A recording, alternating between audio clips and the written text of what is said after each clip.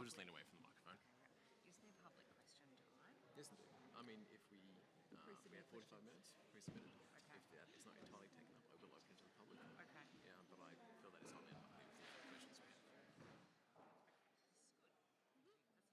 Thanks. There are very much rules around what can be asked as well, so I will not be entertaining anything offensive or untoward. Yep.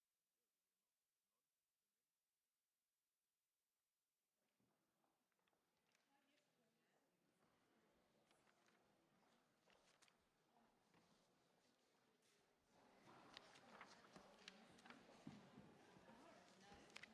do that. I've got a conflict. Well, that's interesting. In terms of who wants to table it, Jim, would you like to table a petition? I can't. Appreciate that.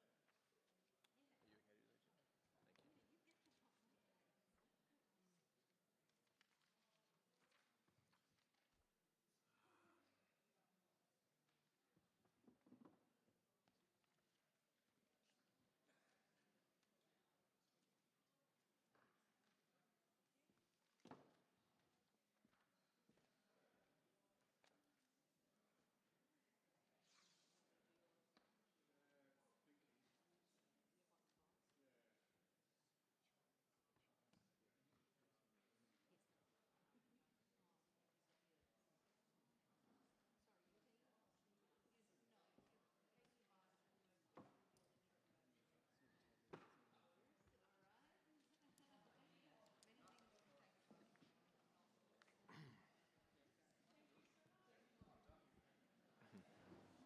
Are you okay to do that, Jim? Thank you.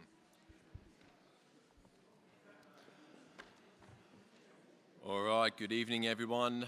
Welcome to tonight's council meeting. First of all, council would like to acknowledge the Wadawurrung people as the traditional owners of the land, waterways and skies we meet under this evening. We pay our respects to their elders past, present and emerging, and we acknowledge all Aboriginal and Torres Strait Islander people who are part of the Greater Geelong community today. Now this meeting is being broadcast on the internet and the recording of the meeting will be published on council's website. I would also like to acknowledge our Monitor Prue Digby is with us on the live stream this evening and is part of this meeting. Well, good evening everybody. My name is Trent Sullivan and I am the Mayor of the City of Greater Geelong Council and I'll be chairing tonight's April Council meeting. I'd like to thank all of you who are with us here this evening in person at the Geelong West Town Hall, as well as all those who are tuning in via the live stream online this evening. It's fantastic to be joined by so many residents and we're looking forward to your questions during the Q&A time and discussions on local projects and topics of interest. Now we are meeting on a Wednesday this month as we paused yesterday to show our respects to all those who have served our country in military and peacekeeping operations. Many councils attended events across the city and I was honoured to be at a moving pre-dawn service at Johnson Park before attending services across the Bellarine, as many of my councillors did as well. I would like to thank Deputy Mayor Aiken, who represented the council at the large service at the Peace Memorial as well. Now we've got a lot on our agenda, including consideration of the release of our draft budget for the year ahead. Before we get into it, I'd like to invite our local ward representatives, Councillor Cadwell, Councillor Contell and Councillor Murrahy, to provide an overview of some of the great initiatives and activities that have been delivered or are underway in the local Brownbill ward. Councillors. Thank you. Thank you, Mr. Mayor. Appreciate the introduction as I just sort out some of my IT issues. As a new councillor, I'm still working out a variety of things, including IT. So thank you. My name is Melissa Cadwell. I'm your councillor for the Brownbill ward, newly elected in only the last couple of months. So good evening, everyone, and thank you all for coming. Tonight we just have a snapshot of some of the activities and projects that are happening in the Brownbill ward. I believe that we're going to have a presentation up on the screen at some stage, so you'll be able to follow along and see what I'm actually talking about and some of the visual snapshots. It's just loading now, so bear with us. So tonight we have a snapshot of some of the activities and the projects happening in the Brownbill ward. As you've no doubt seen outside the town hall, actually let me just reframe this for one moment. Let me introduce myself as your Brownbill ward councillor, and also sitting alongside me, Councillor Peter Murrahy, also a Brownbill ward councillor, and Councillor Eddie Contalge. I'm sure you're all very familiar with my Brownbill ward councillors, but I just wanted to make that point. So as you've now no doubt seen outside of the town hall, the I Am sculpture, which you can see on the screen tonight, was installed on the lawns of the Geelong West Town Hall where we're sitting tonight in late February. The City of Greater Geelong commissioned this art piece, which celebrates people who have a lived experience of disability. It references pop and political culture statements such as the 1968 Memphis Black Sanitation Workers slogan, "I am a man," and Helen Reddy's 1971 anthem, "I am woman." The I Am sculpture and art project was funded by the Victorian Government and delivered in partnership with the VALID, which stands for the Victorian Advocacy League for Individuals with Disabilities, and with the Geelong-based Art Gusto project. So there are a number of projects that we are discussing tonight. While we can't go into detail about all of them, in case you haven't seen the full agenda, we will tonight be considering our budget. There are specific projects that we are keen to highlight in there in a little later. The Geelong Sale Yards project or precinct. And if I can just also now hand over to Councillor Contalge to discuss the next part of our presentation tonight. Thanks, Councillor Cadwell. Thank you to everyone that's attended tonight. I'm hoping that you can all stay for the entire evening. We should find some chairs for the people at the back too, so they're not having to stand the whole night. What we have had post-COVID is the return of live entertainment, the return of events and functions back in the city. So it was great to see Tastes of Central Geelong taking place again this year. This is the 12th time that the city has actually hosted this festivity. It was one of our biggest. We engaged with some 64 local businesses, most of them being in the hospitality area, and all showcasing local produce, local professionals in the trade of dining and cooking. The bake-off, the Geelong bake-off was back, and it was terrific to see that again. So it was really just good to see the Geelong people coming back out and being able to celebrate all that we have to offer, but more so seeing all the visitation and the people coming in from outside of the region visiting our city, not only for the events but also staying then for the weekend and making use of the accommodation and taking in our beautiful city. So that was terrific. Thank you, Councillor Contel. The community has been called on to help plan a refresh of the beautiful Geelong waterfront.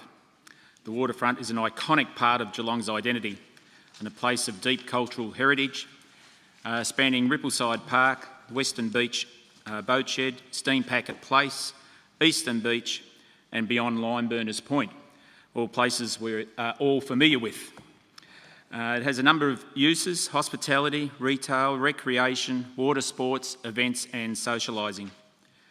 Our 2011 Geelong Waterfront Master Plan is due for a review and it will be used to lobby for future funding while also guiding the city in enhancing and managing the space.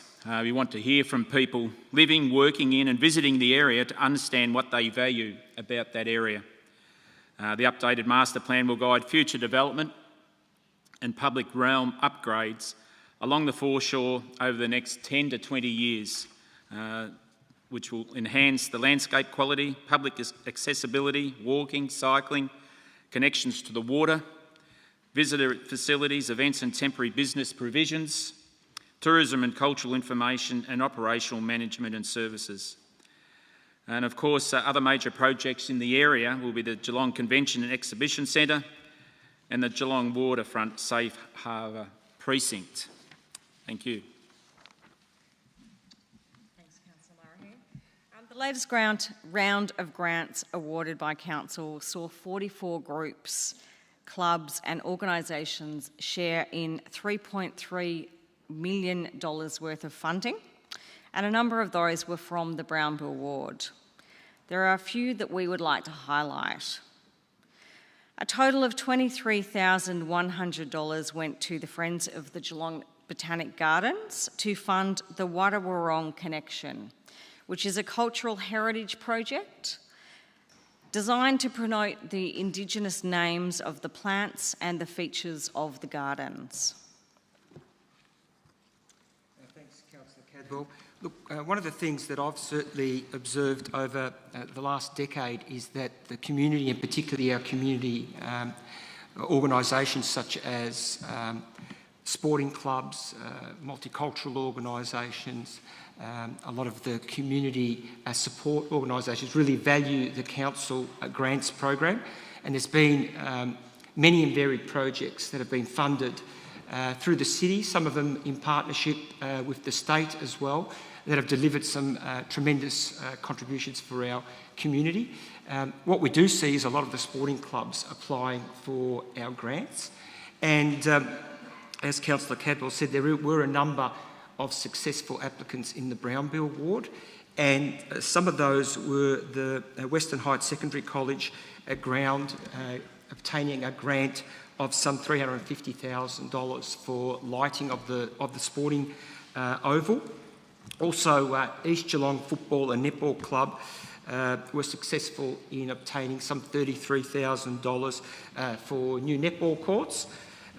In addition, there was the Geelong Cricket Club, which obtained some $14,500 for their centre wicket table renovation, and also the Geelong Cricket Club for a digital scoreboard. So many of these grants give the clubs a leg up, and also either assist them with some of their own fundraising, or are able to fund the projects in full. So certainly encourage the community to continue to keep an eye out for our various grants. They're not all associated with just sporting facilities. There are many and varied grants that the city offers throughout the year, so certainly encourage the community to continue to engage in those. The city is responsible for managing more than 70,000 street trees and around 70,000 park trees.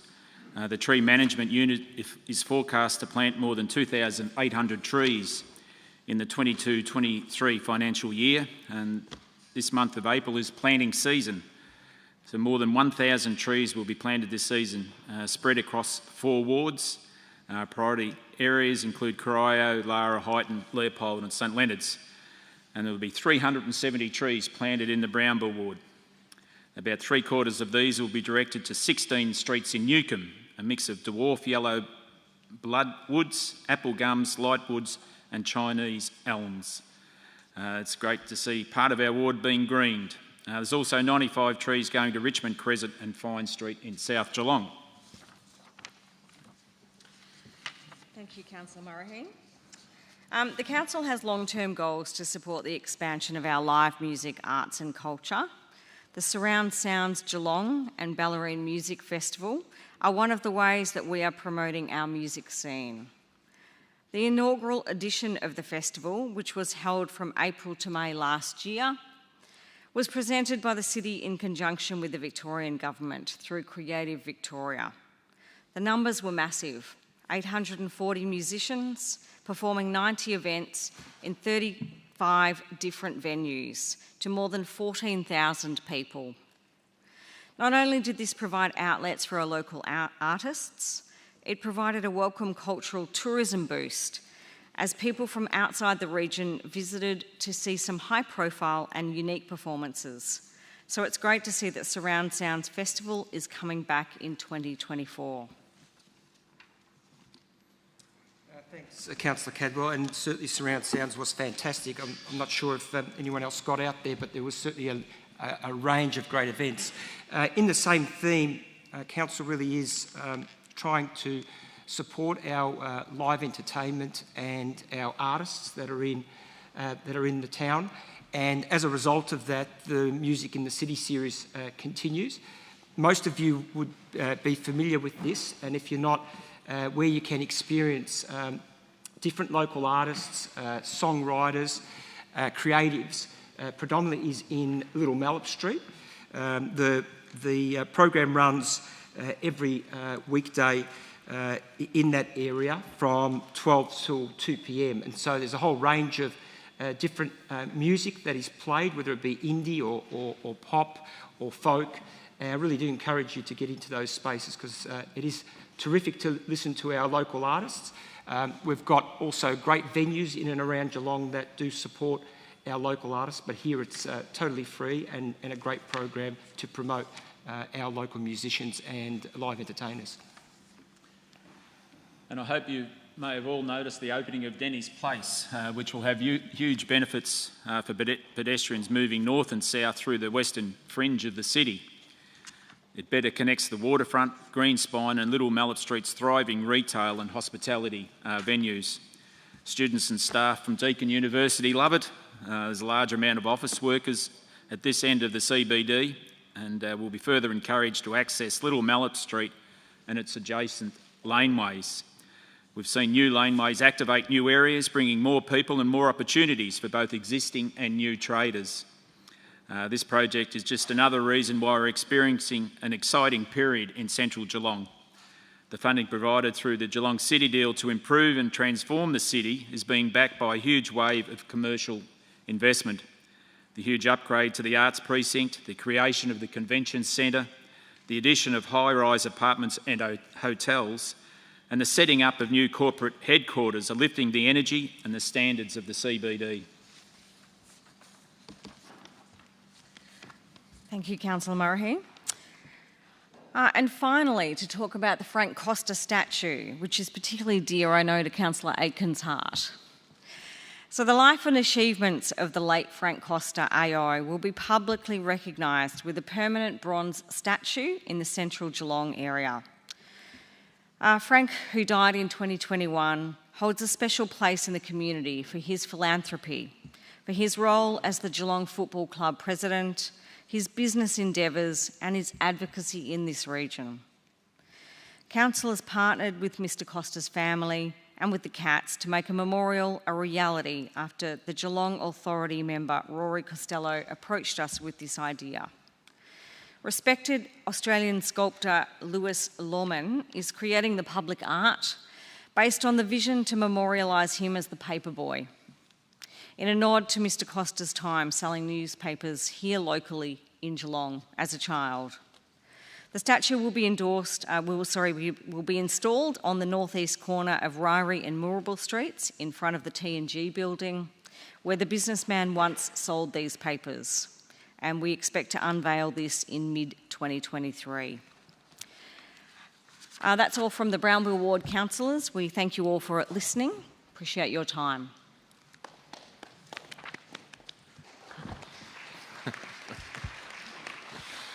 Excellent. Thank you kindly to the Brownbill Ward councillors. Now, in regards to process this evening, councillors, I'll be asking for strict adherence to speaking time limits tonight. In apologies and leaves of absences, I ask that Councillor Maloney be noted as an apology for tonight's meeting, as Councillor Maloney has previously been granted a leave of absence for this time frame. Are there any other apologies or leaves of absence to be noted this evening from councillors? Thank you. Declarations of conflict of interest. Are there any declarations of conflict of interest in relation to section 2 of the reports? There are none to be noted. If any do arise at the meeting, please make them known. Confirmation of the minutes. May I please have a mover to confirm the minutes of the council meeting held on the 28th of March 2023. Moved Deputy Mayor Aiken, seconded Councillor Murray. All those in favour? Thank you. All those against? They are carried. All right. The next agenda item is public question and submission time. It is specifically available for questions and submissions rather than as a forum for discussion. In accordance with our policy, 45 minutes is set aside for question time, providing for each person to address the council for 3 minutes per question or submission with no more than 2. Questions asked or submissions made per person, that is.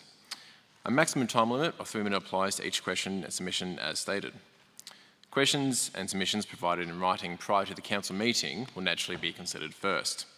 After this, if time permits, members of the gallery will be offered the opportunity to ask a question or make a submission. However, if it is in relation to an agenda item, councillors won't be able to provide you with a direct answer because you'll be hearing us debate it shortly. I note that there are some questions relating on the agenda tonight which are directed at councillors, being item 2.2, Amendment C434GGEE, Geelong Saleyards Precinct, consideration of panel report and adoption. As this item is being considered tonight, councillors will be unable to answer any questions during the public question time because it may preclude them from actually considering and voting the item itself. Those are the laws we operate under. For those who have pre-submitted questions but not present tonight, responses to your questions have been published on the council's website and they will also be emailed to you directly. It also is important to note that each councillor has read the pre-submitted questions that have been sent in. For tonight's meeting, we have received pre-submitted questions from 15 community members, and those individuals, I'm just going to read out the names and topics they're on, so they are on the public minutes, and then I'll be asking people to come forwards. So the individuals and their topics of interest are Malcolm Fisher, Tree Management; Jenny Knox, St Leonard's Growth Area 2, Outline Development Plans 2015; Steve O'Brien, Advisory Committees; Tegan Mitchell, Youth Input to Council; Diane Cunningham, Advisory Committees and Rates; Lucky Chomley, Greater Geelong Biodiversity Strategy; Helen Clark, Proposed Amendment to Rippleside Planning Scheme; Julie Hannon-Smith, Traffic Management in Rippleside Balmoral Quay; George Appleby, Urban Forest Strategy and Tree Management; Felicity Dales, Smart Cities; Gary Ornyuk, Fee Waivers and Geelong West Saleyards; Vanessa Whittam, Geelong Growth Areas Strategic Assessment Report; Stuart McCallum, who I believe has a proxy attending this evening, about Northern and Western Geelong Growth Areas; Jean Nel de Coca, Tree Management Policy, Tree Removal; and Louis de Coca, Planning Scheme, Tree Management. May I please have a show of hands from those in the gallery whose names I've read out? All right, excellent, there's a few here. Going down in the order I've written out then, I'll now ask Malcolm Fisher to please come forward. When you come forward to address the council, if you just please, after your name is called, come down, sit here at the front here, say your name, your time for your questions. We'll then start as soon as you do. So your time is yours. Thank you. Malcolm Fisher. Evening, Malcolm. With the 1 million tree initiative progress not yet available and only 1,460 trees planted, can you please advise the number of trees that were lost to COG planning decisions for both new builds and renovations for both infill sites and new development sites, please? Good question, Malcolm. I'll go to our Director of City Services for an answer. Thank you, Malcolm. In 2022, 15 council... Sorry?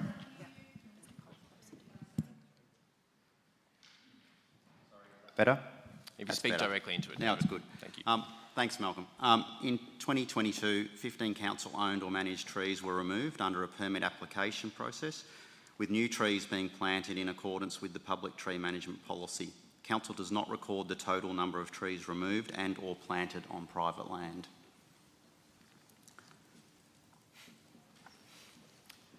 So in addition, can you please advise the percentage of the 2,516 advanced trees that were planted that were required to be planted by the developers as part of their planning permits?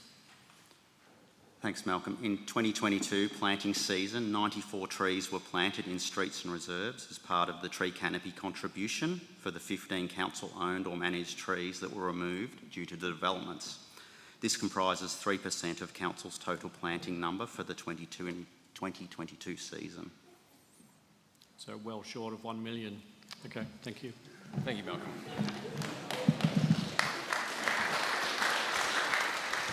Is Jenny Knox here this evening? Jenny Knox.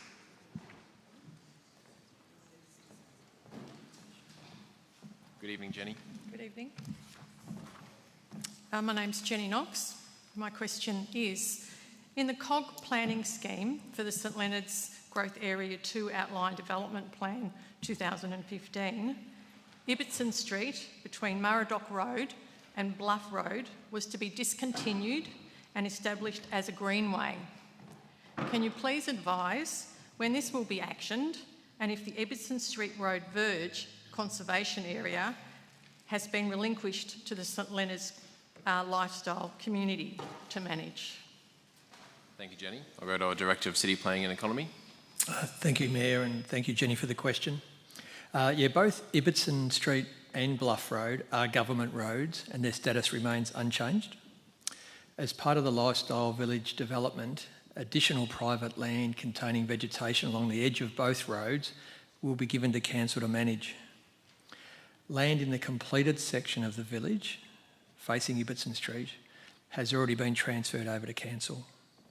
The remaining sections will be transferred as the development progresses further in those areas. The process to discontinue Ibbotson Street is governed by the Local Government Act. Once development of the St Leonard's Growth Area 2 is complete, all vehicle access will be internal to the growth area and there will be no access to or from Ibbotson Street. Currently, there is legal and practical vehicle access to rural property, private property on the west side of Ibbotson Street, and the City will engage with these landowners to secure alternative access arrangements prior to any discontinuing of the road. That helps. Okay, thank you. Thank you. Steve O'Brien.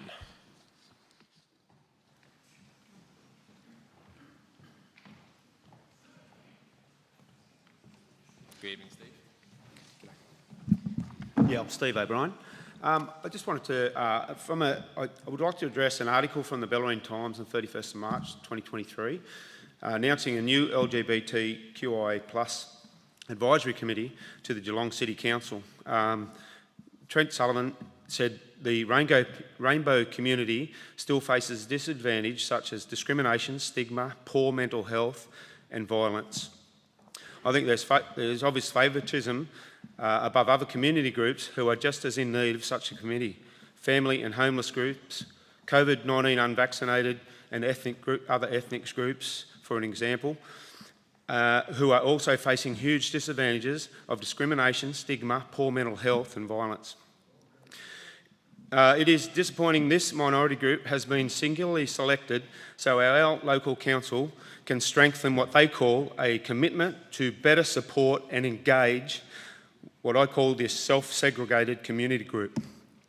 Religious and family values-based education has been removed from our Geelong schools curriculum and replaced with LGBTQIA+ and other indecent ideological indoctrinations. Sorry, Steve. Steve, I'm going to cut you off there. I will not be answering questions which refer to the LGBTQI community as indecent. That is not going to be happening. I said it's been replaced with we will not face discrimination. Your question has been noted. An answer will be sent to you directly. However, I will not be publicly addressing, as I've said, questions or comments which address the community as such as indecent. These are people and members of our community, and we will not take such offensive language being used. Thank you, Steve. Thank you, Steve. Your question has been noted. An answer will be sent to you directly. Thank you for your time. Mr. Tegan Mitchell here this evening. Good evening, Tegan. Hi, I'll make it brief. I would just love to hear how you guys are going to work with young people in the future and what we can do to get involved. Thank you, Tegan. I'll go to my Director of Community Life for the answer of what's going on right now. Thank you, Mayor, and thank you, Tegan, for your question. The Youth Development Unit works with Geelong's youth community to create and enrich connections, participation and wellbeing. Their work increases the relevance of, interest in and confidence to engage with the city's services and planning within a key youth demographic of our community. The aim across the programs delivered by the Youth Development Unit is to build social capital, improve health and wellbeing, create a youth-enabling environment, instill lifelong interest in civic participation and increase the likelihood of future engagement with the city.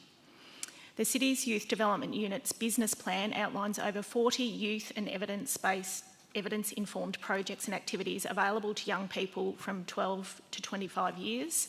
And the Youth Development Unit have 3 youth voice-specific programs that enable young people to influence decision-making internally via the Youth Council, Youth Advisory Board programs and externally through the City's innovative Youth on Board initiative.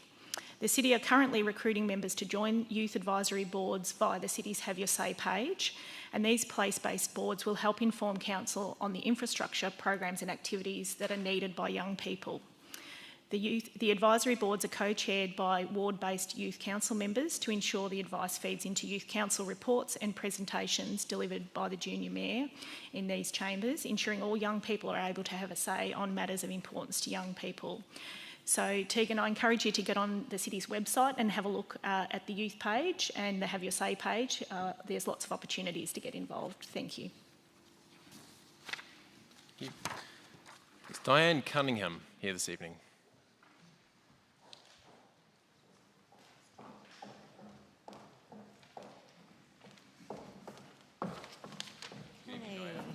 Thank you.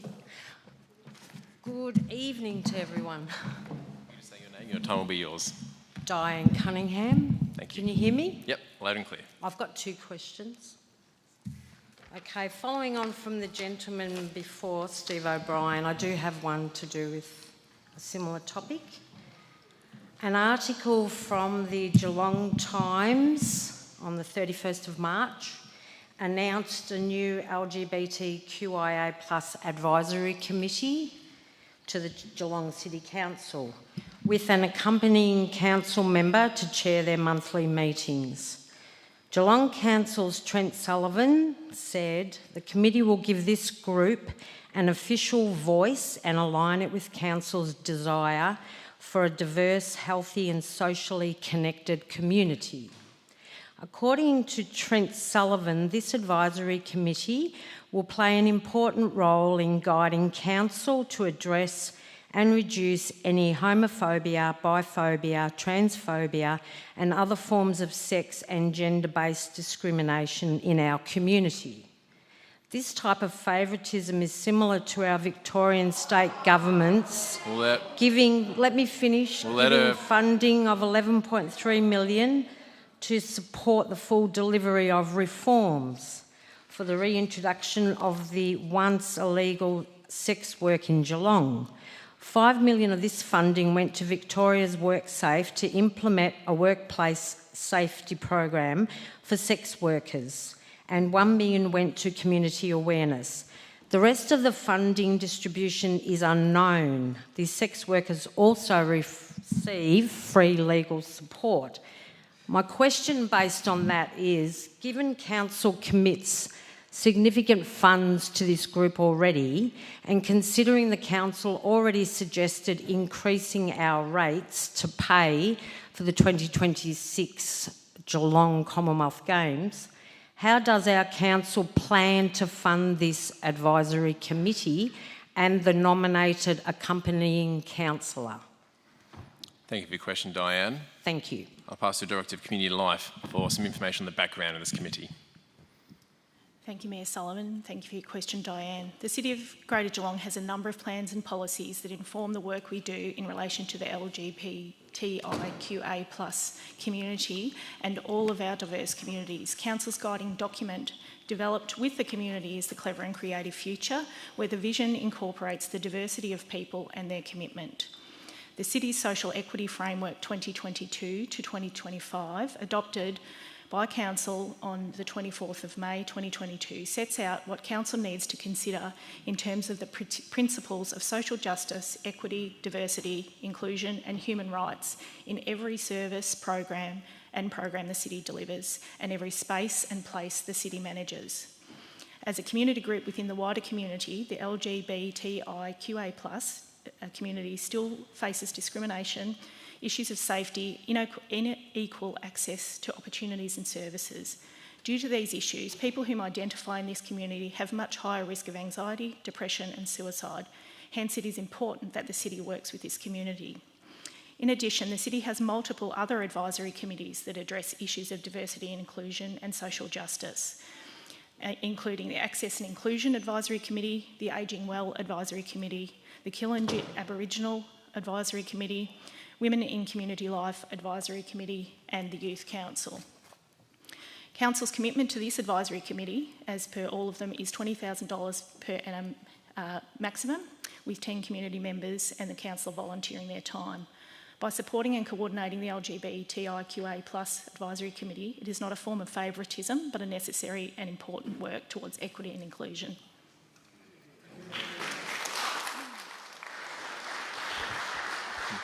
Thank you for that. Thank you. You have a second question, Diane? My second question,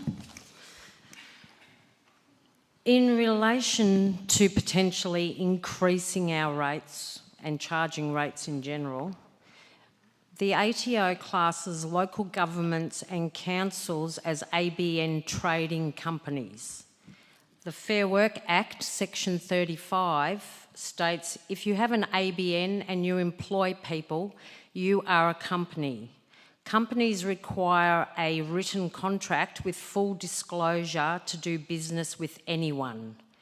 If a state government tries to establish a local government ABN company, that ABN company is automatically regarded as a private corporation and it therefore cannot be government.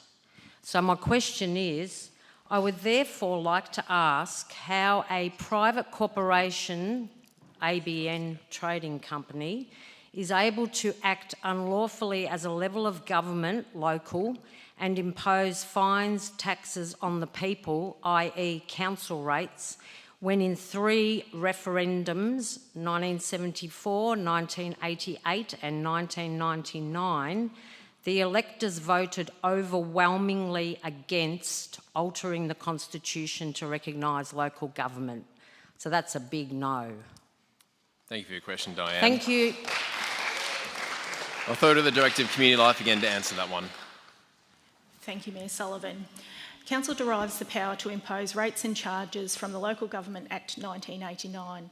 Local Government Victoria has produced a fact sheet which will be linked into the response to you that may assist with your understanding. Thanks, Diane, for your questions.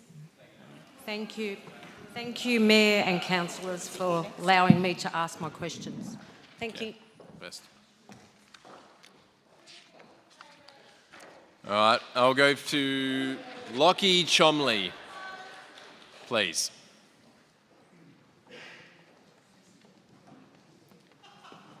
Good evening, Lockie. Hello. Lockie. I'm here on behalf of Friends of Cowies Creek, Transition Norlane and the Northwest Alliance. I'm a Norlane resident. Renowned ecologist Dr. Vandana Shiva states that cultivating and conserving diversity is no luxury in our times, that it's actually a survival imperative.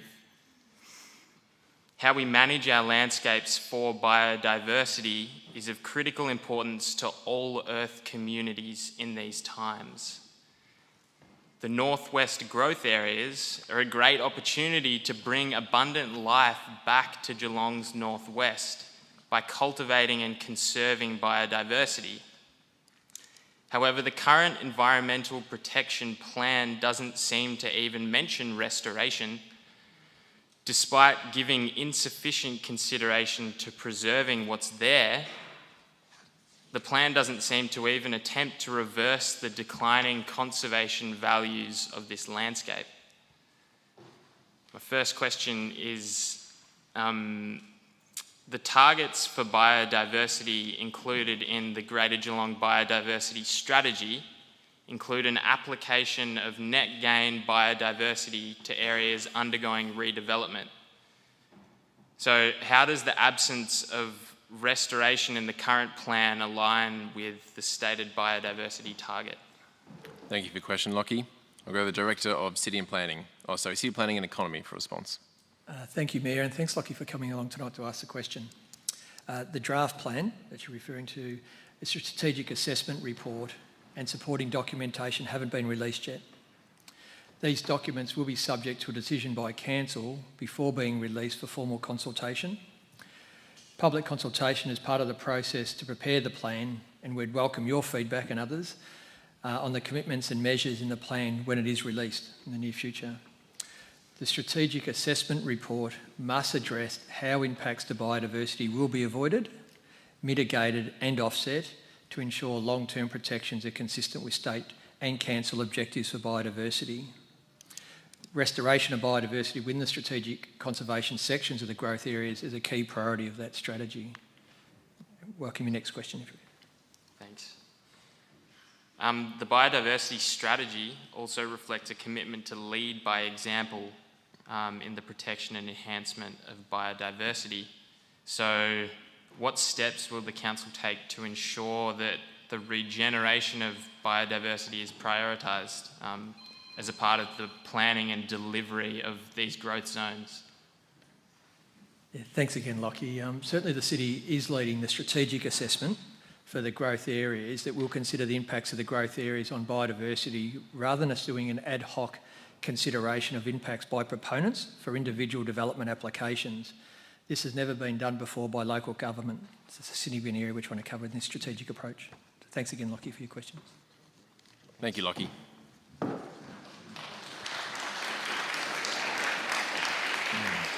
Right.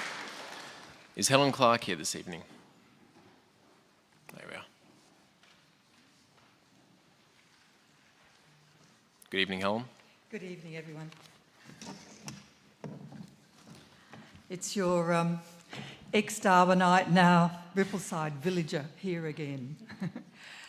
My first question is, can Council please advise if the Minister for Planning has approved the release of the proposed amendment to the Rippleside planning scheme, and if so, whether the May timeframe still applies? Great question, Helen. Director of City Planning and Economy. Thanks, Helen, and thanks for attending again tonight. The amendment is still being considered by the Minister for authorisation. Once this is completed, the exhibition process will be able to commence. The Minister has taken a bit longer than usual to deliver its decision, but it's now likely that the exhibition period then will take place around June, July, but we're still waiting for that notification. Thank you. My second question is, ensuring broad, informed and considered community input on such significant changes to community expectations will understandably require time and effort. Council has a strong history of community consultation and engagement to satisfy fairness and for community to absorb and understand the impact of any changes to where they live. Any change to the Rippleside Comprehensive Development Plan or Urban Design Guidelines of 2000 will mean an impact on Rippleside as a community and as a village. The outcome seriously affects many residents' lifestyle and amenity, as well as the enjoyment by park visitors, with traffic implications reaching more broadly. Under what circumstances would Council approve an extension of time from 1 month to 3 months for public input in this instance? Please. Thank you, Mayor. Thank you again, Helen. So the exhibition period is for the receival of submissions from the community. However, consultation around these submissions can occur during and after exhibition periods. Consultation around submissions typically occurs during the 4 to 6 weeks after exhibition has been finished, where we work through those submissions with individuals as well. The period of exhibition is proposed to be for that 4 weeks to allow all community members time to prepare and provide Council with a submission, And given that scale of the amendment compared to some of the scales we work at, I must admit, so is a reasonable exhibition period, a longer exhibition period we believe isn't required at this instance. But again, we can review that as it progresses. Right, thank you. That is a school holiday period, I guess, potentially. Potentially, we don't know the dates. We do try to avoid the best we can those sort of areas. Yeah. Okay. Indeed. That'll be taken into consideration. Thank you, Helen. All right. Julie Hannon-Smith.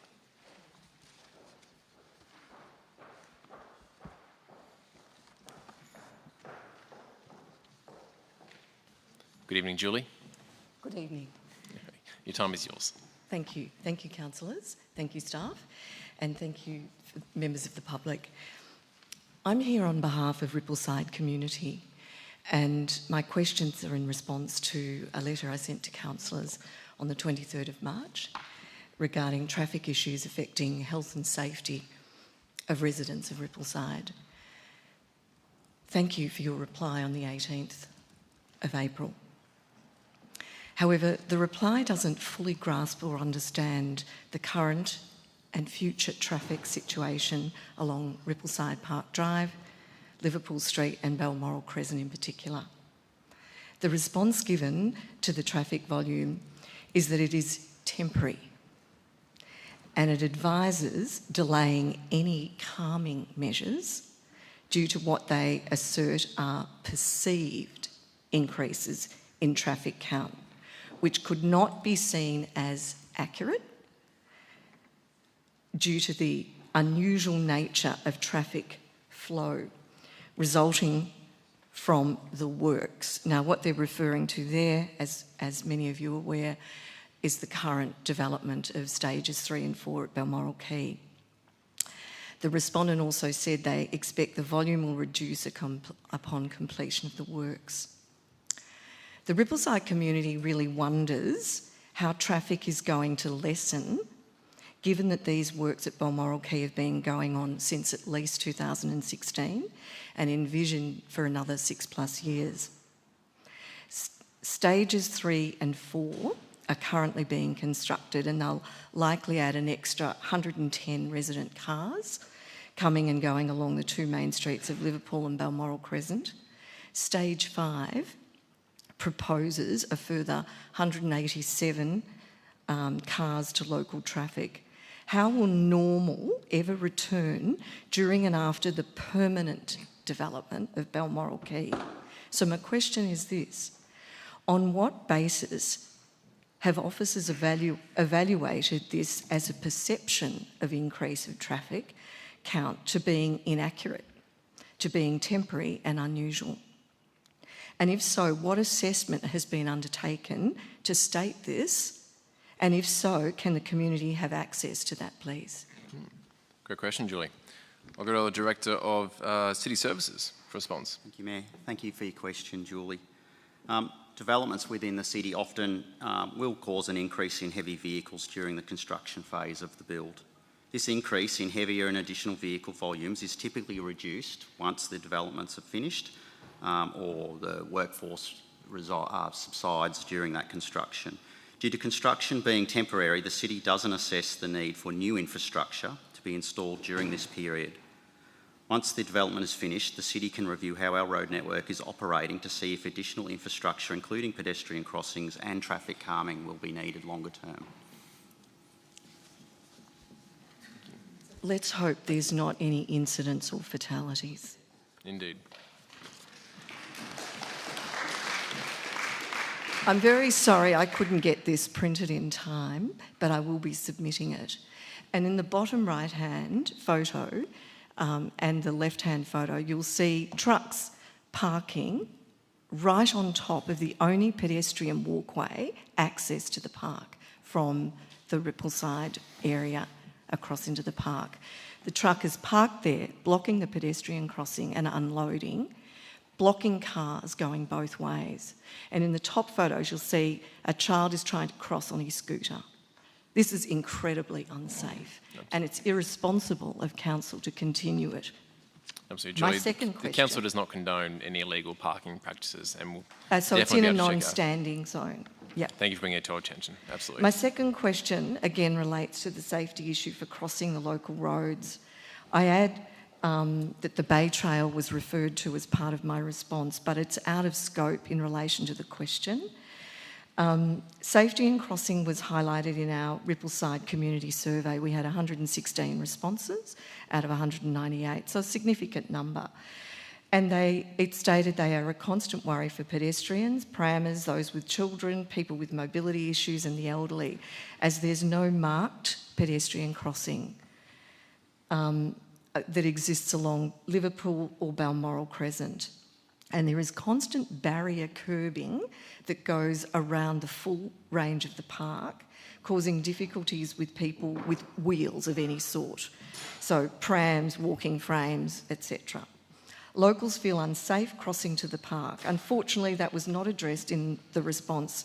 So I'm asking, and particularly I'm referring to the City of Greater Geelong Community Plan 21 to 25, where one of the key strategic directions is a healthy, caring and inclusive community, as well as the recently released Community Safety Framework 22 to 26, and ask you, when will Council meet with the community and address the community concerns as diverse groups of pedestrians, prammers, children and elderly wish to travel safely across the street to access the park in order to maintain their health and well-being?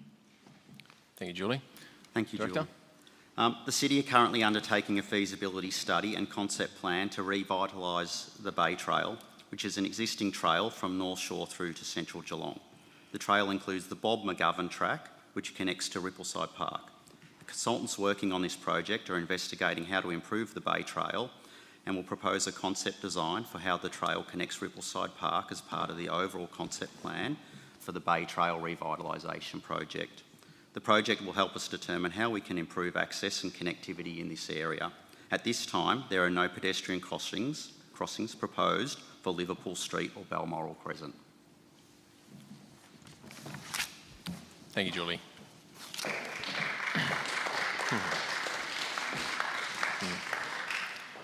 George Appleby.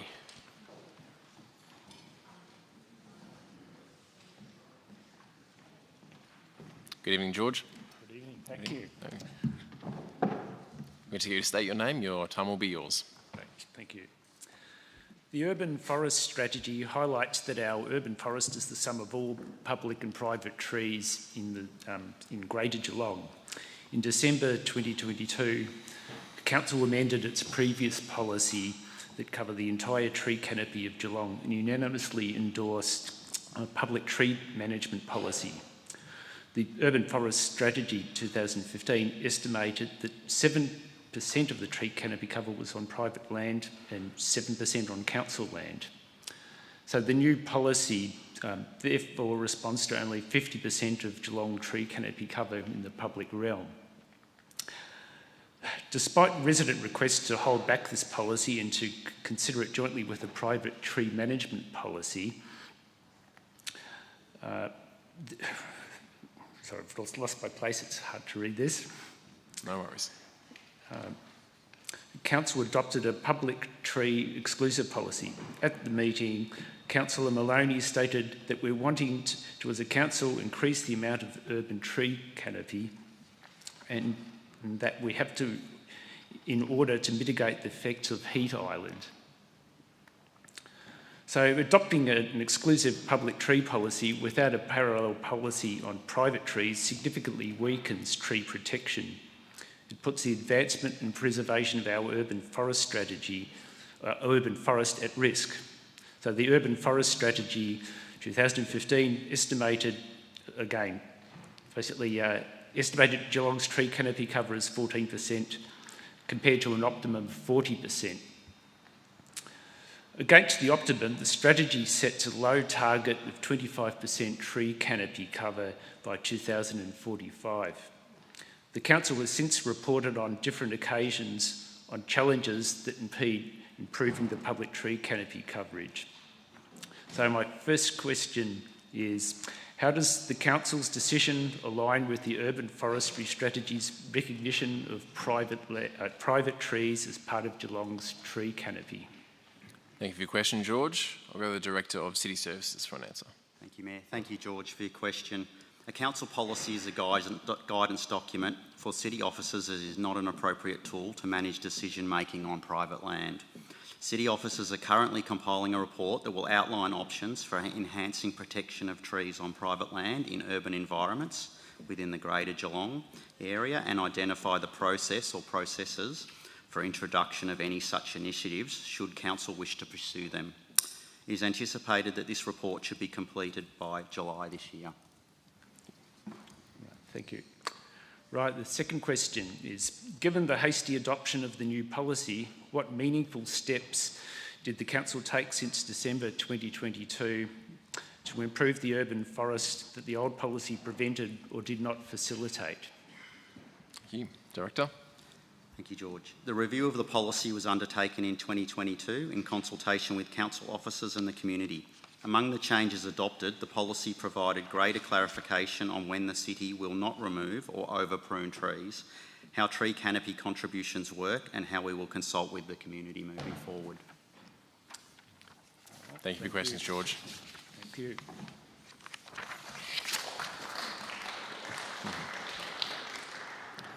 Felicity Dale's here this evening.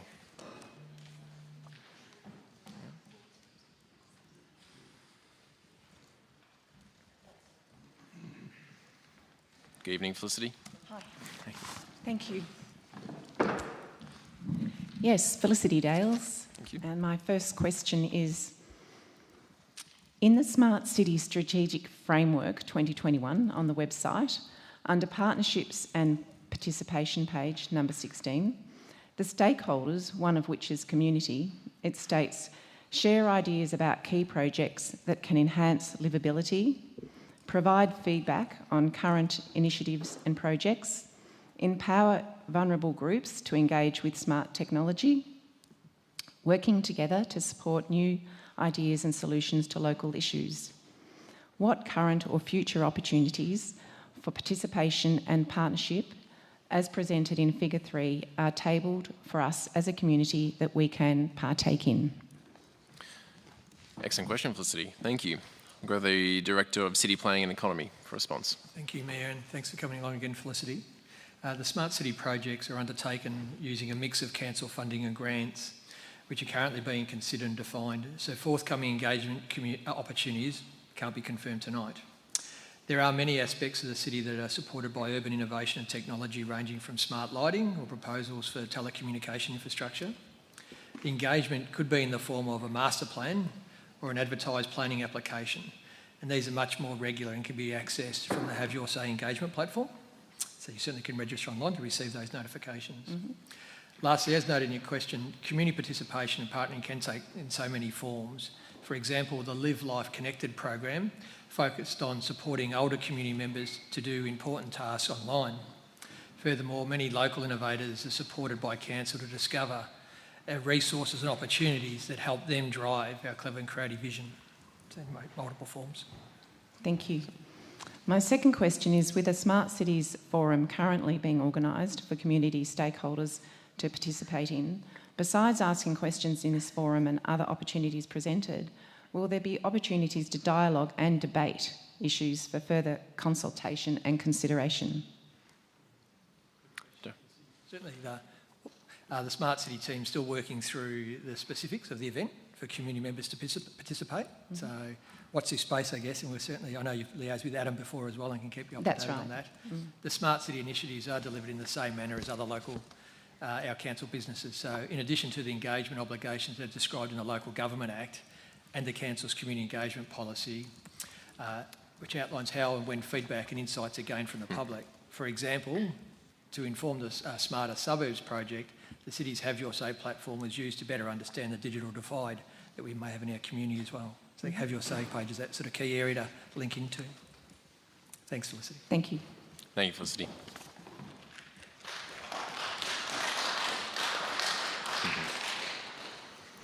Is Gary Orenurek here this evening? Gary here this evening? Well, his answer to his question will be sent straight to him. Vanessa Whittam.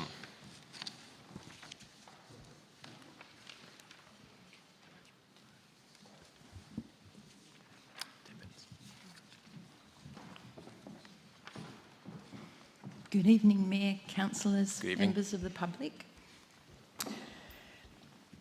I'm here on behalf of the North West Alliance about the North West growth areas. We understand the need for sustainable urban growth based on sound planning principles. Strategic assessments are, at least on paper, a good idea, taking a whole of landscape approach to the conservation of natural values.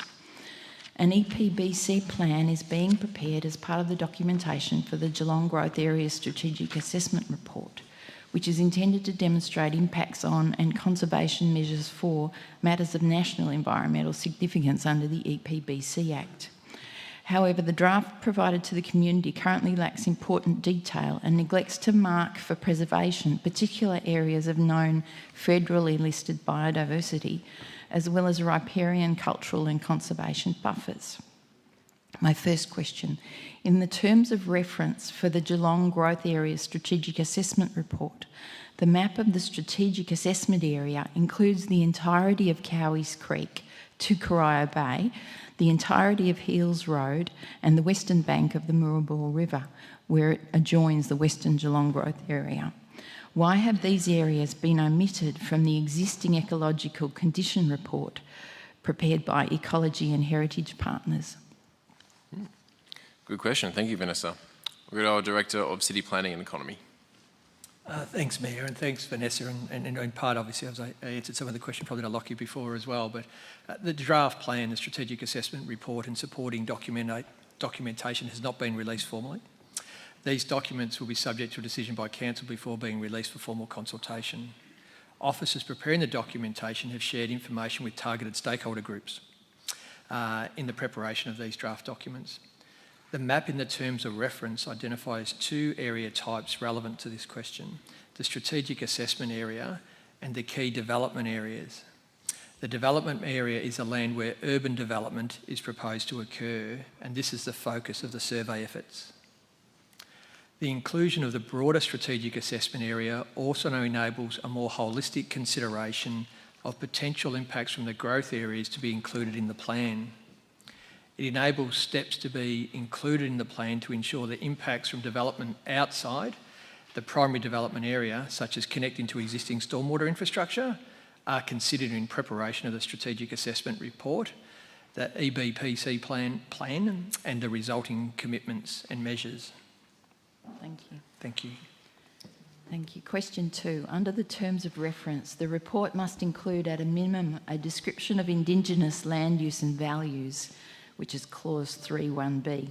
The northern and western growth areas also include areas of cultural heritage sensitivity along the Moorabool River and Cowies Creek. Has any or will any Indigenous cultural heritage assessment be prepared? Yes, it has. So the preparation of the strategic assessment considers the Wadawurrung Traditional Owners Aboriginal Corporation, Palutjara, Let's Make Country Good Together, 2020-2030, the Wadawurrung Country Plan. In addition, a cultural values assessment is prepared for each precinct as part of the planning for the growth area. A cultural values assessment has been prepared in partnership with the Wadawurrung Traditional Owners Corporation for the Cowies Creek area and Alco Road area in the northern growth areas. Thank you. Yes. Thank you, Vanessa.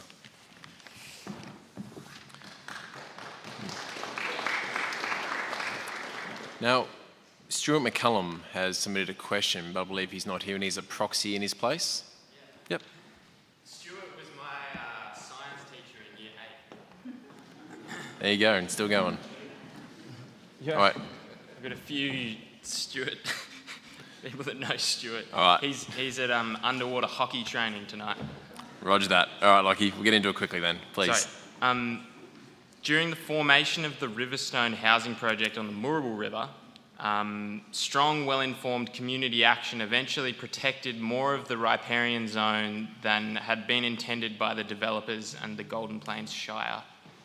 So question 1 is, with the northwest development, will COG move with the times and insist on at least a 200-metre buffer strip on the east side of the river to serve as a biolink, ensure there are no choke points, and complement the habitat of the western side? Thank you. I'll go to the Director of City Planning and Economy. Thank you, Mayor, and thanks, Lockie, for representing Stuart tonight. Protection of the river corridor, creating public access and managing the floodplain are all key objectives of the framework plan adopted by Council for the growth areas. The corridor along the Moorabool is proposed as a strategic conservation area as part of the biodiversity conservation strategy being developed for that growth area at the moment. The state government waterway guidelines do not require a 200-metre buffer, and this is not being delivered on the west side of the river either.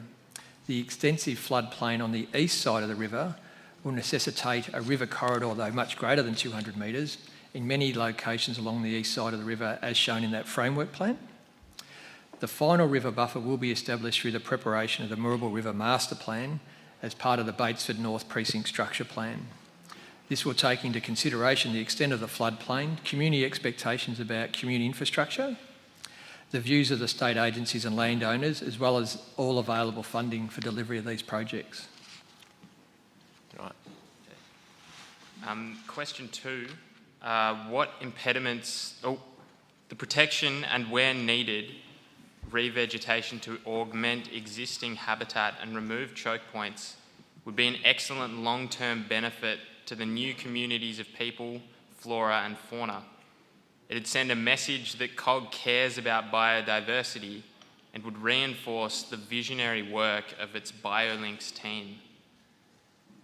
The second question is, what impediments do COG consider would prevent the formation of this 200-metre riparian buffer strip along the beautiful Moorabool River? Thank you. Thanks, Lockie. The ultimate buffer distance will be determined through a scientific and a design-based process. Key barriers to implementation of public land along river corridors includes funding to purchase the private land when land is not part of a development, funding for maintenance and management of that land, and funding for the infrastructure that meets community expectations while also manages the impacts of public access to those natural environments. Thanks, Lockie. Thank you, Lockie.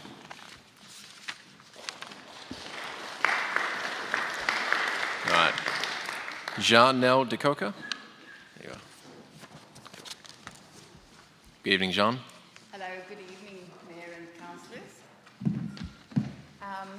To start off, my name is Jean. I'm here as a member of Cool Geelong. I live in Highton, but I'm also here to support and I share the concerns of the North West Alliance, and Cool Geelong is also a member of that alliance.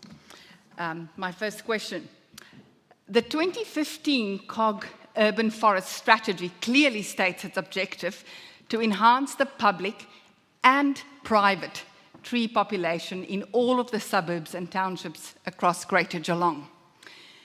Moreover, the strategy at several instances recognises the importance of the private realm and all open space in Geelong in contributing to the urban forest. However, at the December meeting of this council, the council unanimously voted to adopt a significantly limited public tree-specific management policy. Effectively, council's decision decreased the reach of the policy by a whopping 50%. Now, the city's response to Malcolm's question earlier actually highlights the importance of this issue. In fact, Clause 55(1) and 56(1) actually do require applicants to provide information about the trees and vegetation on the review sites. The management policy may be a guidance policy only, but that guidance informs and strengthens the extent to which and the manner in which city staff enforce the specific provisions in the planning scheme. In fact, the management policy has now been changed to specifically remove any reference to the planning scheme from the remit of the policy, which is significant. But at that meeting, Councillor Atkin seconded the adoption of the policy which Councillor Maloney moved. Voicing his support for the new policy, he commented that, and I quote, "In fact, Council can't have a tree management policy over private land. However, a quick review of local tree policies in Victoria, subject to the Victorian framework, planning framework like Geelong, reveals that several councils, for example, the cities of Burundura, Port Phillip and Frankston, have policies and local laws in place that regulate tree management on private land." So my question is, can the council kindly indicate what the barriers are to having a tree management policy over and local laws regulating trees on private land? On what basis did Councillor Aitken make that statement? Thank you, John. It's a very detailed question. I'll throw to the Director of City Services for details on the tree management policy. Thank you, Mayor. Thank you, Jean. And I won't answer for Councillor Aitken, but I will say that city officers are currently compiling a report that will outline the options, not dissimilar to the answer I provided to George, for enhancing protection of trees on private land in urban environments within Greater Geelong, and identify the process or processes for introduction for any such initiatives, should the council wish to pursue them. This report will include details of the barriers identified and be completed by July this year.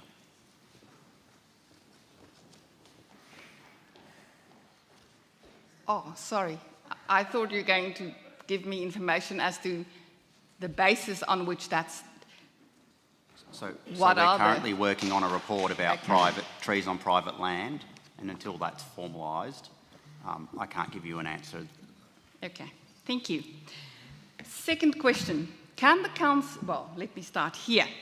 First of all, I was delighted to be informed by the COG tree management team that the yellow gum that was removed in front of 54 Barrable was replaced on Thursday. Thank you. But related, yes, that's really good news. And related to management of city trees, I noted that Council's response to Katerina Esdebkaya's question about the tree in the nature strip in front of 261 Roslyn Road indicated that the removal of that tree was authorised as part of a planning permit for the property. However, the published VCAT order, which you can access on OSLI, regarding the permit application litigation specifies at paragraph 35, the existing street tree and neighbouring property trees must be suitably protected as per Australian Standard 4970 of 2009 and not damaged above or below ground. And then the order also specifically includes and states it only allows for the removal of the tree to facilitate the construction of the proposed crossover. However, and I walk past there every day, so I've actually literally measured it. The distance between the extension of the driveway at 261 Roslyn, where the tree was removed, and the location of the neighbouring tree in front of 263. The distance between those trees and the crossovers are similar, which begs the question, why should it be removed? So, my question is, can the council kindly provide details as to why and how the removal was included in the permit subsequently issued? And I'm also wondering, how does that connect with the council's tree management policy, which specifically requires council to engage with developers to, as far as possible, avoid losing mature trees, or why the tree wasn't retained as per the council policy as a habitat tree if it was damaged. Thank you, Jean. I'll once again go to the Director. Thank you, Jean. The site in question at 261 Roslyn Road, Highton, relates to planning permit application PP 132-2018. This was actually refused by Council, and this decision was subsequently appealed at VCAT. VCAT determined to support the approval of the proposed development subject to a number of conditions. The City note the proposal included a new crossover in close proximity to the existing street tree, which meant that the existing tree was compromised. VCAT included a condition of the permit, condition number 36, that if the existing tree cannot be protected, the street tree must be offset to the satisfaction of council. Council's tree management unit has inspected the tree and provided acceptance of a quote to remove and replace the tree as per that offset scheme. Thank you. But to be clear, VCAT didn't say it's okay. It said if it cannot be avoided. Thank you. Thank you, John.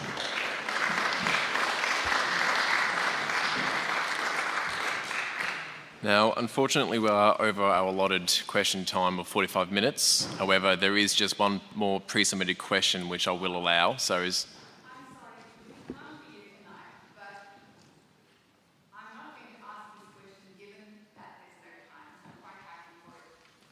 Okay, Louis' question will be sent directly to him. All right, that concludes question time for this evening. Thank you to everybody who asked a question of the council and all submissions. Now, petitions and joint letters. We've received one petition to be tabled by councillors this evening. Councillor Mason. No, maybe leave it. Thank you, Mayor Sullivan. I've received a petition to be tabled on behalf of Darren Cheeseman, MP. The petition is to create safe passage for the families at Mount Dunedin Regional Primary School, and there are approximately 450 signatures. The details of the submission are that the parent community of Mount Dunedin Regional Primary urgently call upon and implore COG to take action and provide safe passage for our children and families in the commute to and from our school. We call on COG to step up and meet several of the top priorities in their current community plan of enabling communities to walk or ride, promote healthy behaviours and reduce car congestion by providing temporary paths and safe crossing access to the school from existing surrounding estates along Fians and Williams roads, reducing submissions and to meet transport needs. The City of Greater Geelong, it states, you aim to achieve a proud, safe and healthy community. At this stage, the state of roads around our school and the ability of our children to get to the school is none of these. We cannot afford to wait any longer. That's the petition, Mr Mayor. Thank you, Councillor Mason. Thank you for tabling that. I'll consider that now tabled. Moving into section 2 of reports for the evening. Item number 1 on the agenda is to endorse for exhibition the proposed 23-24 to 26-27 budget. Can I have a mover? Councillor Harwood, thank you. Seconded, Deputy Mayor Aitken. Councillor Harwood. Thank you, Mr Mayor, and welcome to the Geelong West Town Hall. The 23-24 budget is out for, discussion for the information of our community, and I strongly encourage those who have an interest in the finances of the city to have a read of it. It is a lengthy, informative document, but well worth, a read or a browse of what we're actually doing with the finances. And I've always found there's two major things when talking to the community about the budget. The first question generally is, how much do I have to pay? And secondly, what do I get? So they're the two major things that sort of are front of mind when we're talking about the council budget. And in relation to what the property owners pay, it's well documented in relation to our rates as such, and our rate capping will remain at 3.5%. But we're also looking to adjust, and we've been doing this for a little while, to adjust the rates in relation to the residential rate, coming back in line with the commercial and industrial rate to bring greater equity back to what the rates are in our community. And this is being done over a period of time.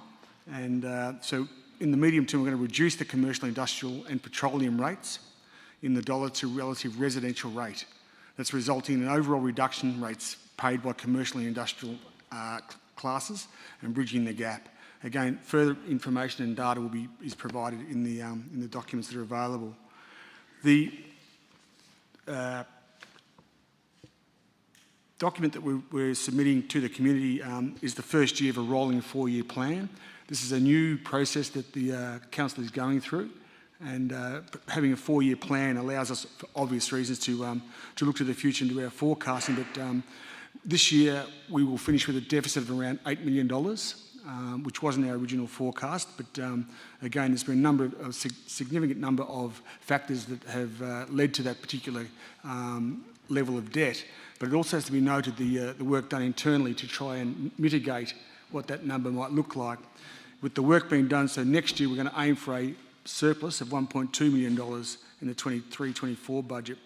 Each year the plan is revised over with the 4-year period, and that's in relation to community expectations that are changing constantly, and also changes to rating and revenue strategies. It's well documented, some of the factors that have impacted us all. We've been through the COVID scenario, well documented, and the repercussions that has caused and the expenses that Council incurred trying to make sure that the communities that were severely affected by COVID through loss of income, loss of employment opportunities, and trying to, I guess, pick up the majority of those that were severely affected. There was significant capital project costs increase, again, well documented through the cost of materials for construction. And when Council has a capital project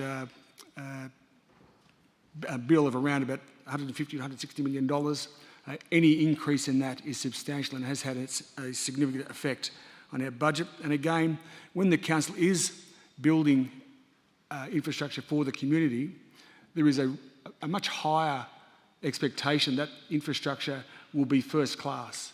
It will have all the requirements required for a first class facility, for all aspects of the community, and for all proper disability access, proper availability of use, and that infrastructure will be purpose-built. And the expectation now is higher than it's ever been. So the demand is, when we build something, it has to be to the highest standard, and the cost is proportionate to that. And of course, there's been a rise in interest rates in recent times, which again has a flow-on effect to our cash flow and to our costs. The other aspect about our infrastructure, obviously we're a growing population in Geelong. We're very high in demand to live in our region, and with that comes the added burden of making sure that our infrastructure is met, whether it's sporting ovals or community centres, kindergartens, etc. They are met at a time when the communities are growing. Armstrong Creek's the best example. We've had a huge cost through that region, and those costs will continue to grow as we build the infrastructure there. Is that my 3 minutes? Should be 5. Should be 5. I don't mind being shortchanged. I'll chat some more later. You still do have the right to close as well, Councillor Hayward, so plenty more to say, I'm sure. Okay. Thanks. Thank you. Deputy Mayor Aitken. Thank you very much, Mr Mayor, and thank you, Councillor Harwood. Look, just before I do commence my budget speech, I do want to thank the community for turning out tonight. I want to thank you for your passion. I want to thank you for your commitment to your causes and your participation in democracy.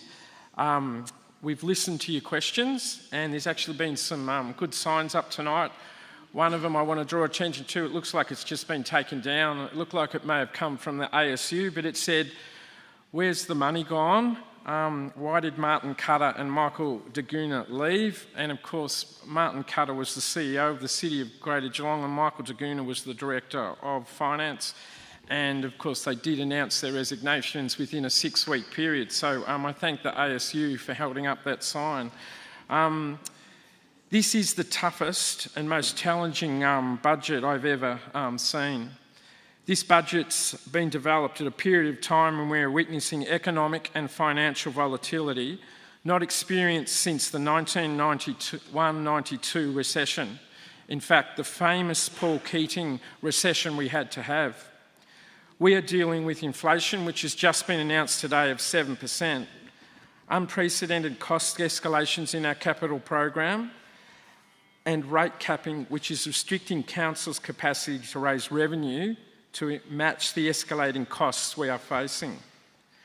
What the Geelong Council is experiencing is the same as what the state government, the federal government, and the household spending is facing as well too. What we're dealing with is we don't have enough money for the services and the projects we would like to deliver. I will not be accepting yelling out or jeering from the audience, please. Everybody has the right to make their speech or answer their questions and have everybody listen to it. We've afforded people that respect thus far. We will continue it. Thank you.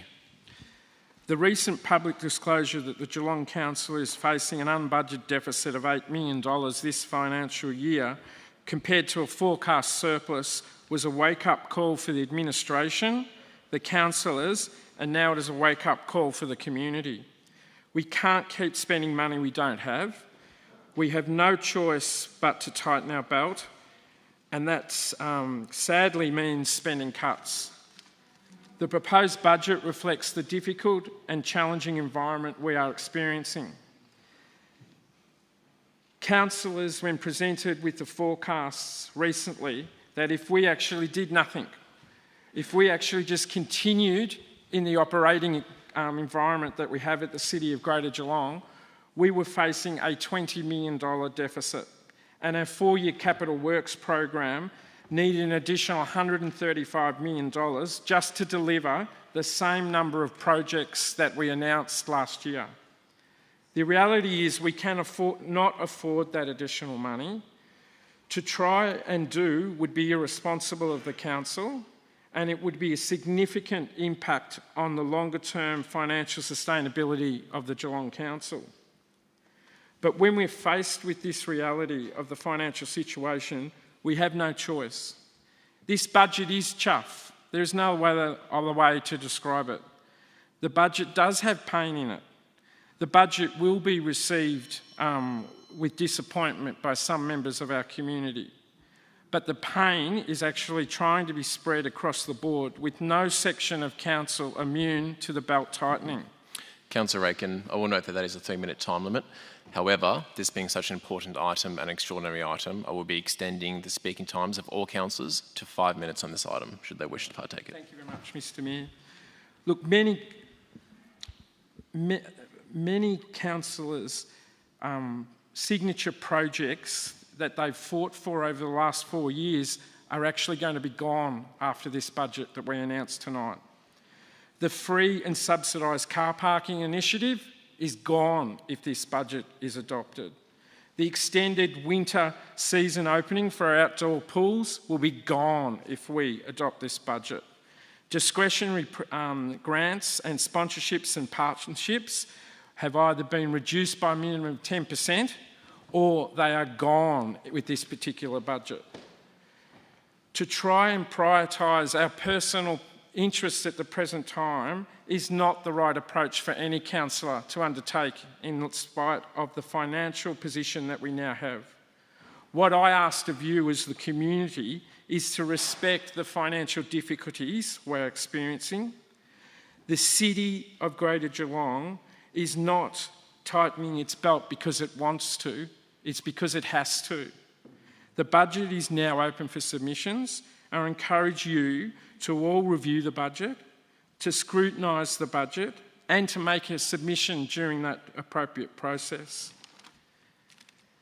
Because of the expected disappointment in this budget for the community, the council group as a whole has actually requested, and it's been agreed by the administration, to introduce a rolling 6-month review of our council financial position.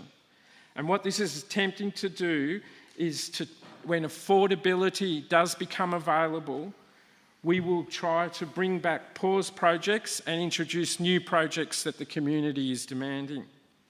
This procedural mechanism has been established to provide hope to the community and also hope to the council groups to fulfil our responsibilities to our community. I call this the hope clause of the 23-24 budget. And finally, I make this comment. I represent some of the most vulnerable members of our community in Geelong. And sadly, some of those are some of the most vulnerable members in Australia.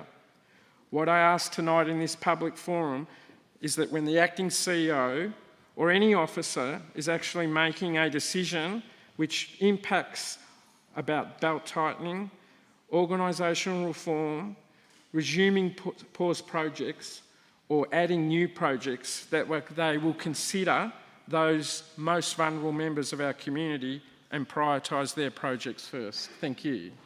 Thank you, Deputy Mayor Aiken. Any other councillors? Once again, sir, we will not accept cheering from the audience. Councillors to speak? Councillor Contell. Look, as our Councillor Aitken already indicated, this is probably the toughest budget that we've seen come through. Sorry, get into the microphone. Sorry about that. As Councillor Aitken has indicated, this is definitely one of the toughest budgets that we've put to the chamber to adopt. In fact, since I've been a councillor since 2010, there is no doubt that this would be the most difficult budget that we've tried to draft. I don't think anyone sitting around the chamber, my fellow colleagues, would be happy with where we're at. There are many and varied projects, capital projects, that quite a number of us have advocated for many years, that unfortunately will not be progressing next year if we adopt the budget. The free parking, which I fought hard for many years, probably the last 6 years, to get it to the point where we had the second hour free. I'm sad to see it go in this budget. I'm also struggling with some of the fees and charges, particularly around on-street parking, because again, it's something that I've fought for very hard over the years. However, as Councillor Aitken has indicated, this is not something that sits comfortably with us. What we want to do is get the budget into a position that allows us to bring council back to a surplus, so that we can then start to strategically and incrementally look at those projects once again, because all of them have merit, particularly some of the infrastructure projects, which not only produce and provide advantages for the community, they also provide employment opportunities. And so we certainly see our role as a council in doing so. Having said that, there's still a reasonably healthy spend in infrastructure upgrades on roads, curb and channel, playgrounds, waste, areas that are core to council. But it's some of those projects that we would dearly like to see come to fruition, that all of us have had to contribute to. So during the COVID period, you would probably recall that as we had people in lockdown, as we had people losing their jobs, as we had small business closing down in Geelong, particularly around hospitality, entertainment, those areas of industry, we continued to invest millions of dollars to try and provide either relief for those affected by that, or to try and provide programs that supported those efforts. Even areas such as live entertainment, as soon as we possibly could, we supported that area of industry to recruit and contract entertainers in and around Geelong to provide that kind of entertainment to the community in a safe environment where we could. As a result of that, now we have to be prudent with what we do over the next 12 months or so, and we're really anticipating that this will be the big cut that we need to make, and that from this point forward we can start to strategically work our way through it. So apologise that we're not perhaps delivering on some of those projects that we'd all like to see go forward, but equally, as Councillor Harwood has indicated, we really would appreciate if the community could provide feedback. We will certainly take that on board, and if there's things that we can do to critique the budget within its restraints or constraints, we'll definitely look at that. So thank you. Thank you, Councillor Contell. Any other Councillor Mason. Thank you, Mayor Sullivan. I too like to express my extreme disappointment that we are not able to achieve all of our aspirations that we had really not so long ago. But we've reached a situation where it's an almost perfect storm with the post-COVID budget constraints, cost escalations, as has already been described, budget shocks, supply chain problems, and so on, and delays in our strategic steps forward with the delay in the appointment of a CEO. I'm mindful that we do have very many responsibilities, some of which, according to the 2020 Local Government Act, we do have to remain mindful of economic, social and environmental sustainability and the mitigation and planning for climate change. We must remain mindful of all of these things, but we have to cut our cloth and make a suit according to that cut. And so we've all had to make adjustments to our aspirations. And for example, for the Bellarine, we did aspire to have a recreational reserve master plan for Port Arlington. That's been put on hold. St Leonard's, the funding for it's been put on hold. The St Leonard's Lake Reserve for 4.15 million, once again, put on hold. Road resurfacing on the Bellarine, and that's not the whole, I've just got the figure for the Bellarine, 1.47 million. And on a regional basis, as Councillor Contell mentioned the free parking situation, I similarly have been working for 5 years on a regional livestock and information exchange. We've had to put that on hold. So, and indeed the Bellarine and the whole municipality shared trails. We've had to put a hold of 2.5 million there. So there are very many, I'm sure other councils have more to add, but we see that we have got a very serious situation, and to get ourselves into a positive trajectory over the next planning period, we have to make cuts at this point. Thank you. Thank you. We will not be accepting jeering from the audience. Thank you. Any other councillors to comment? Councillor Murray.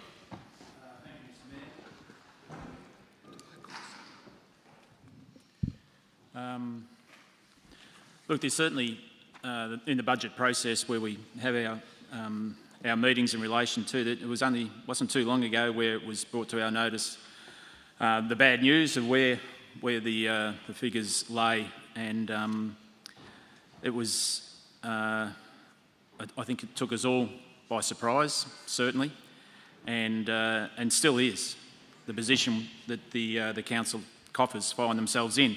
So there's the challenges of that, and certainly in recent times there's been headlines in relation to the challenges faced by this council, and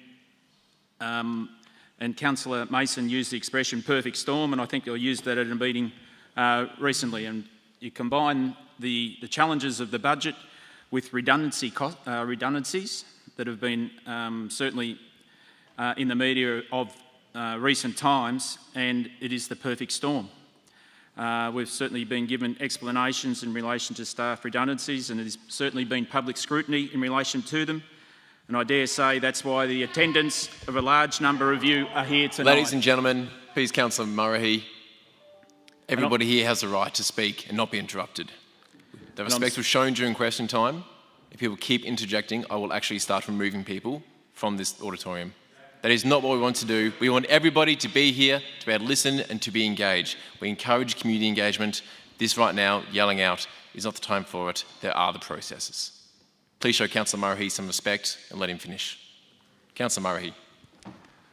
Well, I was saying the public scrutiny, and that's why I believe a large number of you are here in attendance tonight, because of what has been in the media of recent times. So that's a challenge for this organisation, and no doubt that will continue. And we say, you know, we have to tighten our belt. I'm uncomfortable a little bit with this draft budget. It's the effect on the community groups and the community projects that alarms me. 10 to 15% of the projects are either delayed, on hold, but I understand of the rolling budget that Councillor Aiken spoke about, and projects may come online down the track. So I keep my fingers crossed in relation to those. But to me, a lot about this is it's not what about what's in the budget, it's what's not in the budget that concerns me. And community members might have presumed that would be in the budget that will not be. So I had a number of questions in relation to the draft budget and only received some answers on those this afternoon, which I haven't had time to peruse. So whilst I will support this draft budget tonight, there's still some answers that I require, but understand the challenges that we face. Thank you, Councillor Murray. The councillor's comment before I throw back. Ma'am, if I have to pause this meeting, I quite literally will. I can pause this meeting right now and do it back into confidential. That's not what I want to happen. Sir? Thank you. Any councillors wish to make comment? Councillor Caldwell.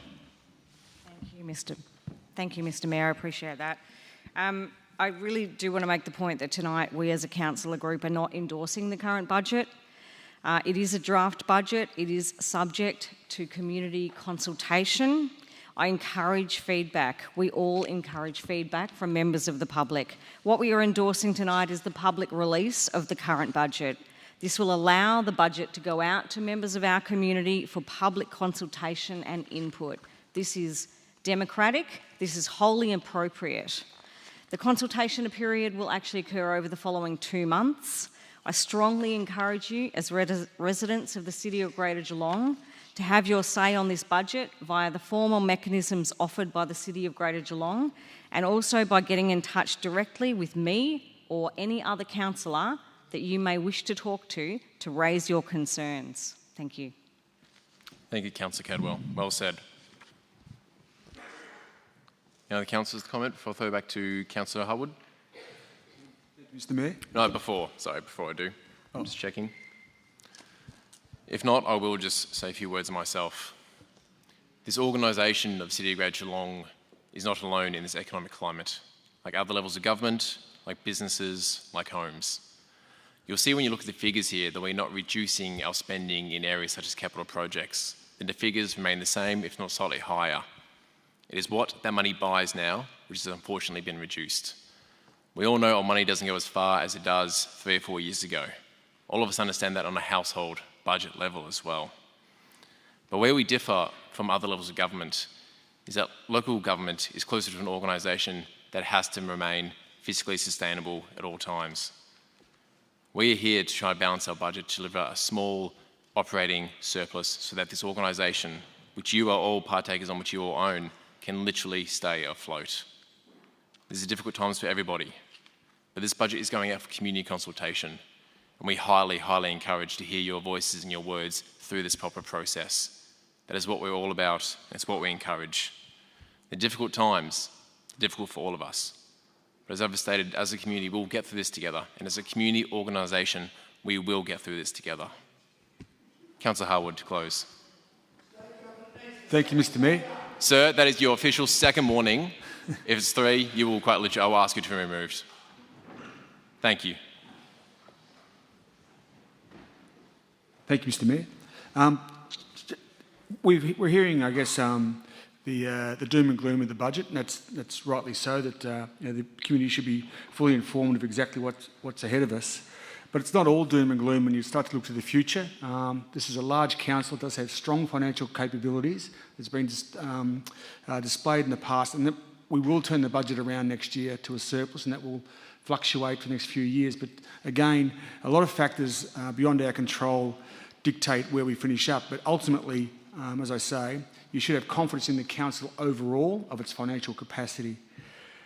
And again, I really emphasise that this particular, any budget for that matter, is basically budgeted to meet the community plan, which is the plan put together by our groups through the whole region of what you would like to see occur in the region. There's 127 services that council provide.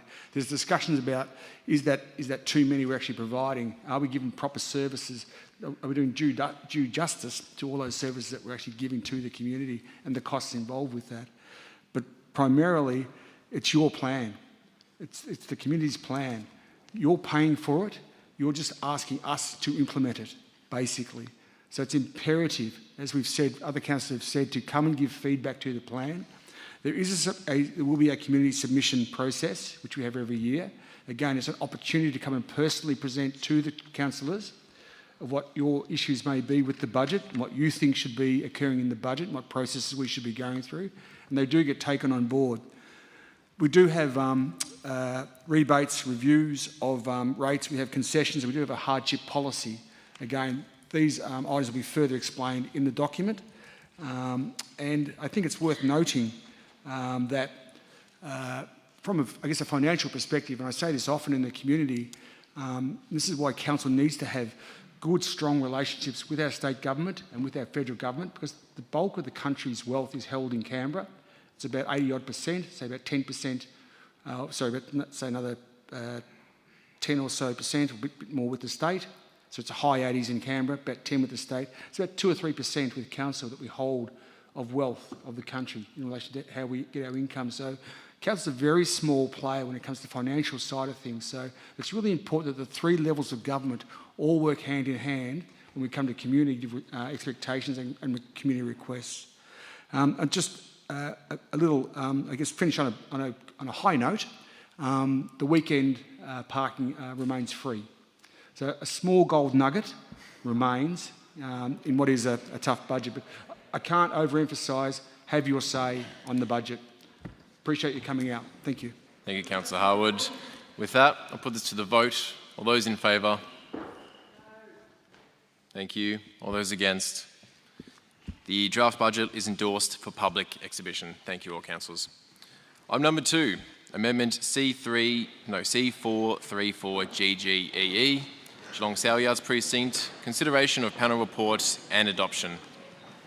Mover, Councillor Contel. Thank you. Seconded, Councillor Murray. Councillor Contel. No, keep talking, otherwise I'll... Okay. Okay, Mr Mayor. You got the microphone. In terms of item 2, which is the amendment to the Geelong Saleyards precinct, as... Yeah, I'll ask you to just turn that towards your face a little bit. As councillors would be aware that the exhibition of the amendment was put out between June and July and did result in a number of submissions, a number of them being supportive, two being supportive, 9 supporting the amendment, and then there was also 4 submissions that objected to it. Predominantly it was around density, either too much or too little, character changes and amenity impacts, along with traffic management, which is all reasonable given the development that's in question. The council considered those items in its council meeting of the 27th of September, at which point it resolved to refer all submissions to an independent panel, which was appointed by the Minister for Planning. The panel found that in November that the amendment was supported by the planning policy, and it recommended that it be adopted. That's what we're looking at here today. The amendment proposes that the land known as the Saleyards Precinct, which also covers the former Geelong Saleyards, the Gateway Support Services, previously known as Target, or that land being used by Target, and also some undeveloped land in that North Geelong precinct. So the amendment proposes that the land be used for high quality, sustainable residential, a residential retail village, along with accommodation and residential properties. It'll be home for some 1,300 residents, providing a diverse form of housing, including affordable options as well. There'll be some 40,000 square metres of public accessible open space and about 1,800 square metres of retail space as well. Environmentally sustainable design features will be included in the development, along with tree canopy, which will need to meet certain targets. Historical material from the former Geelong sale yards will also be incorporated into the design. There'll be a need for private landowners, along with the city, to also deliver shared infrastructure, such as pedestrian links, open space and drainage. And the report states that the amendment is in line with our community plan. Okay, this one right now. Yep. If the plan is Sorry, adopted... Councillor Cadell, just to interrupt you for one moment. Councillor Nelson has just declared a conflict of interest that he's just realised on this item, so he's excusing himself from the meeting. Okay. We'll just wait for him to leave the room and then he can continue.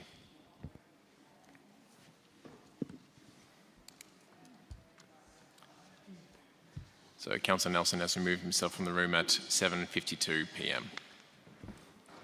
Please continue. Okay. So obviously a fairly significant development in this area, one of the more recent larger parcels of land to be developed in our suburbia.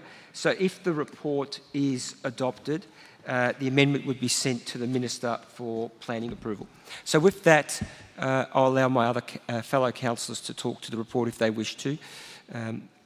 Councillor Murray. Thank you, Councillor Cantel. Councillor Murray. Yeah, thank you. And look, this is really a good news story for the council. This has been a long time coming. Certainly the sale yards have been, well, call it the sale yards, but they haven't been operating as a sale yard for a number of years. So to get to this point, it's taken a while, but we're here now. So it's a good news story. As Councillor Contella said, this is in agreement with the Leaf Corporation and the Sphinx owners. And I'm just looking across at the Director, Gareth Smith, whether that Section 173 agreement has been signed. It's in the report, whether it's going to be signed or a letter before this meeting tonight. So I'm just seeking some confirmation that that's occurred. No. Just yell. I will just yell. I guess my understanding from our legal representation that it is signed. We do not have a copy of it, but I've been informed it's been signed. There are two, because there's two different landowners. Thank you. Which is important because obviously that agreement generates most of the funding for the subsequent development of the transport, the open space and the drainage infrastructure. There's one thing I just wanted to highlight here. There was an amendment came before us when this came before Council in September of last year, and that was to the possibility of 10 stories on this site. That never went out for public consultation, that 10-storey proposal. It's subsequently been accepted by the panel, but now if someone wants to build, the preferred height is 4 to 6 levels, but possibility of 10.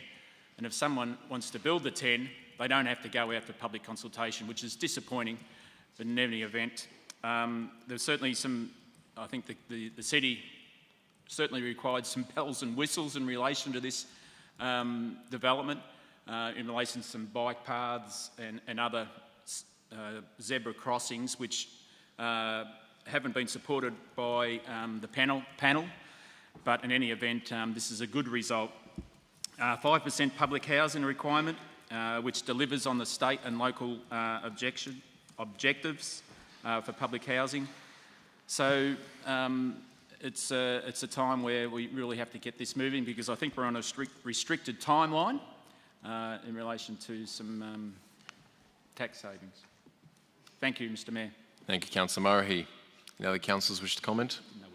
Deputy Mayor Aiken.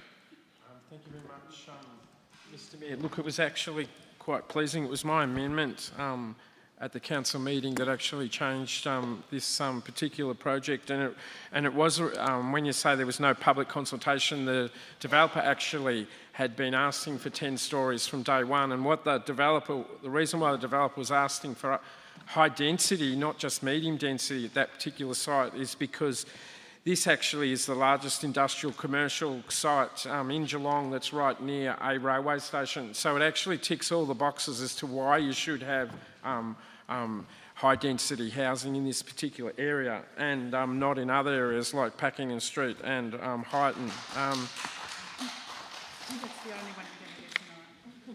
So it really is pleasing that the independent panel actually endorsed this council's strategic position. And I think it is important to put on the public record that social and affordable housing has become a quagmire in Victoria over the last 12 months. The state government announced a major initiative, and then in a very short period it was withdrawn. And I'm pleased to see in this particular amendment the major landowner that is covered, which has been mentioned by Councillor Murray as the Leith Corporation. They've actually said, by giving us the higher density, we actually will commit to affordable and social housing. And it's that market-driven negotiations that I think sets a precedent for this council. And I encourage our strategic and statutory planners to actually look at this particular resolution, because it actually is delivering something that we desperately need, not just in Geelong, but across the whole of Australia at the present time. We have a desperate need for social and affordable housing, and I'm extremely pleased that the major developer at this particular site under this amendment is going to support that to occurring at that site location. So thank you very much to that developer. Thank you, Deputy Mayor Aiken. Any other councillors to comment? If not, I'll throw back to Councillor Contell to close. Thank you, and thanks to my fellow councillors for commenting on that.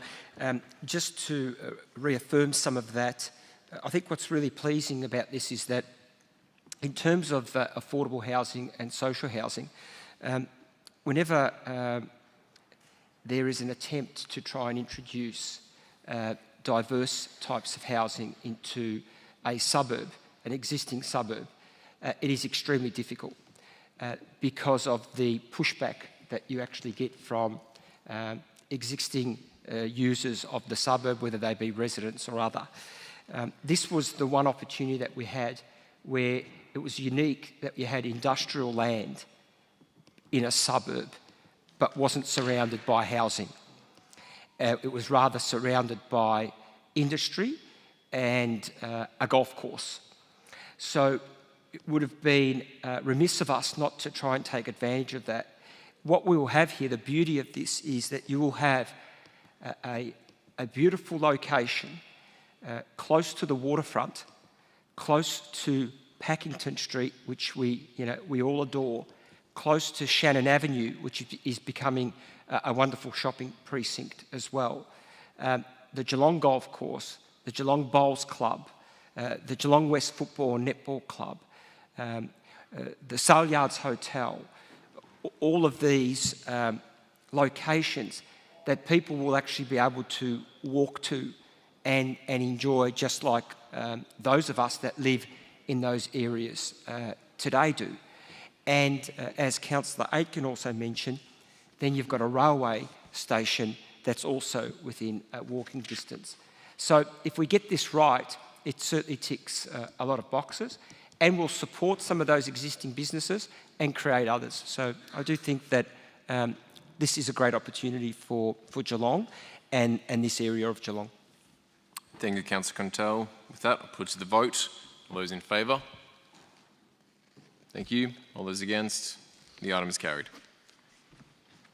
Item number 3, Amendment C435GGEE and Planning Permit PP 4682021. KFC site, Stead Park, Cryo. Consideration of submissions and adoption. Moved by Councillor Grisbeck, seconded by Deputy Mayor Aiken. Councillor Grisbeck. Oh, of course, we'll just wait for Councillor Nelson to rejoin.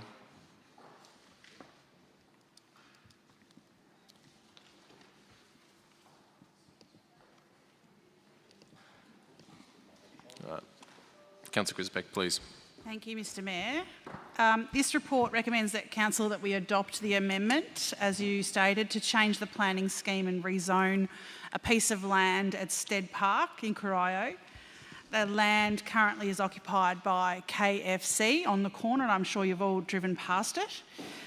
We want to rezone that piece of land to better reflect the current use of the land and allow the land to be sold. This amendment also proposes to apply a road closure overlay, which in my interpretation doesn't affect the current entrance to the skate park or the bike park at the back, just allows that this site to be sold without that road overlay on it. The amendment also seeks to subdivide the land so it will become a standalone piece of land. If this is approved tonight at Council, the paperwork will be submitted to the state government to request an approval from them. During the planning submission process, we received 2 submissions. One came from the Department of Transport of Planning, and it said it had no objections, and the second came from the EPA, which there are some conditions further down in the report. Personally, it's a bit of a pity that we don't have a policy that invests those funds straight back into the region by which it came. But I know Councillor Aiken and I and my fellow councillors will work with the CEO to ensure that this open space continues to be invested in, considering the opportunity that it is coming with the Commonwealth Games, and the hockey will be played there at that precinct. So by selling this asset, that we can continue to invest in the things that council should be investing in and things that service the community. Unfortunately, this community building and a fast food store, while it services me, sometimes when dinner is late, it does not service the council at this point in time. Thank you, Mr Mayor. Thank you, Councillor Grisbeck. Deputy Mayor Aiken. Look, I think my fellow Windermere councillors actually spoke really well on the issue. I just really wish to put some personal history on it. It actually is public land, and we're rezoning it because it's actually got a commercial activity on it. And it is sort of sad, but it's a lesson learnt. The community out there were certainly advised that by having commercial activity on it, it would generate income which would be able to be used for improvements of that area and local community. But of course, with the passage of time, and there's no record of that commitment that was made to the community, we have lost public open space that's now being used purely for commercial purposes. So I think the lesson's been learnt that as a councillor, I certainly won't probably support that happening in the future. But as Councillor Grisbeck has actually said, we essentially are fixing up an anomaly that now exists in that area. And under our current policies, that any sale funds that we do receive for that particular land will go towards our open space planning processes that we have. So the community still will ultimately benefit, but it is a lesson for us about using public park and recreational zone land for commercial purposes. Indeed. Thank you, Deputy Mayor Aiken. Any other councillors wish to comment? If not, I'll go to Councillor Grisbeck to close. Thank you. I'll put that to the vote. All those in favour? Thank you. All those against? The item is carried. Item number 4, consideration of submissions and adoption of Amendment C427 GGEE, Goandra Estate, Ocean Grove, Fencing Design Guidelines and Controls. Moved by Councillor Asher, thank you. Seconded by Councillor Mason. Councillor Asher. Thank you, Mr Mayor. This report recommends that Council adopts Amendment C427 GGEE, the Goandra Estate Ocean Grove Fencing Design Guidelines and Controls to the Greater Geelong Planning Scheme. It also recommends submitting the adopted Amendment C427 GGEE together with the prescribed information to the Minister for Planning requesting approval. Now, this amendment proposes to change the planning scheme to correct inconsistent planning provisions for fences at the Goandra Estate in Ocean Grove and to give guidance for new fencing. The current planning and land controls prohibit the boundary fencing of properties within the estate and prohibits the city from considering and issuing planning permits, and this amendment corrects that situation. So to explain some of that in local terms, the Goandra Estate, what we know locally as Yellow Gums, is an area north of Thacker Street known for its large block sizes and its diverse, distinctive architecture. Sitting next to the Woodlands Estate and nestled among the native bushland and leafy winding streets are some quite spectacular homes. Now, there have been some planning provisions specific to this estate to make sure that everything that makes it special continues to do just that, and the amendment we're proposing to adopt tonight relates to fencing specifically. Now, as a result of the public exhibition of the proposal, 4 submissions were received. 1 was opposing, 1 was supporting, 1 was seeking a correction to the plan, and 1 commented about matters that were unrelated to the amendment. Now, 4 of those submitted, all 4 submitters were contacted and their points were addressed to their satisfaction. As noted by 1 submission, and I quote, "The restrictions on fencing within the special use zone have led to a distinctive character that contributes to the low-density bushland character of the estate. This creates a sense of openness and space between buildings and the public that allows the natural landscaping of the estate to remain the dominant characteristic. These characteristics need to be retained," end quote. Now that point sums up what everyone's keen to perpetuate at Yellow Gums, the sense of space and a low-density bushland character. And the key purpose of the design guidelines and overlay is to retain both of those things, space and natural bushland character. As the Yellow Gums estate has grown, the team at the city has sought to balance the protection of the evolved character of the estate with the needs that residents have for privacy, amenity and security. And the proposed planning provisions focus on managing front fences and fences adjoining the Yellow Gum and other reserves. They allow for more fencing in other locations that will give privacy and security without compromising that character of the Yellow Gums estate. And as noted in the report, a key purpose of the new fencing provisions for Goandra has been to protect the public realm and the interface with the reserves. So some flexibility has been included, however it does remain that the intent of this provision is to protect the bushland character of the interface with the reserves and to allow for the free movement of wildlife, which is really important to the locals. So I'll hand over to my Bellarine colleague, Councillor Mason, and other councillors to provide some more detail if they'd like to. Thanks. Thank you. Councillor Asher, Councillor Mason. Thank you, Mayor Sullivan, and thank you for your excellent dissertation. Councillor Asher, it leaves me little to say, but I would just like to say that such an excellent explanation doesn't really explain why it took 5 years to do this. But it did take 5 years because it was actually quite a complex thing where there was an impasse between, on one hand, there were frustrations where the city was unable to issue permits for fencing and where other regulations allowed them. So it really did take a lot of consultation, a lot of work to get where we are now. So it really comes to the point where it's divided into 3, if you like. There is security, privacy, those issues are normally front fences and side fences, and the back fences are the post and wire fences that allow unimpeded vision and character of the Yellow Gums estate itself. So I think Councillor Asher did an excellent job explaining it all. I'd just like to add that it does require a 200mm clearance from ground level, and that's, as Councillor Asher said, that's to allow the passage of wildlife, free passage of wildlife. So I'm really pleased, I really am pleased, because it was one of the first issues we raised as newly appointed councillors 5.5 years ago, and here we are, we've reached a point where I think we're going to pass it tonight. Thank you. Thank you very much, Councillor Mason. Any other councillors wish to comment? If not, Councillor Asher to close. Thank you, Mr Mayor, and I will also thank the council officers for successfully navigating that balance between the bushland character of Yellow Gums and the needs and preferences of residents. As Councillor Mason pointed out, it was complex, but we landed in a happy place. So I do recommend adoption of this amendment and submission to the Minister for Planning. Thank you, Mr Mayor. Thank you, Councillor Asher. With that, I'll put you to the vote. All those in favour? Thank you. All those against? The item is carried. Item number 5.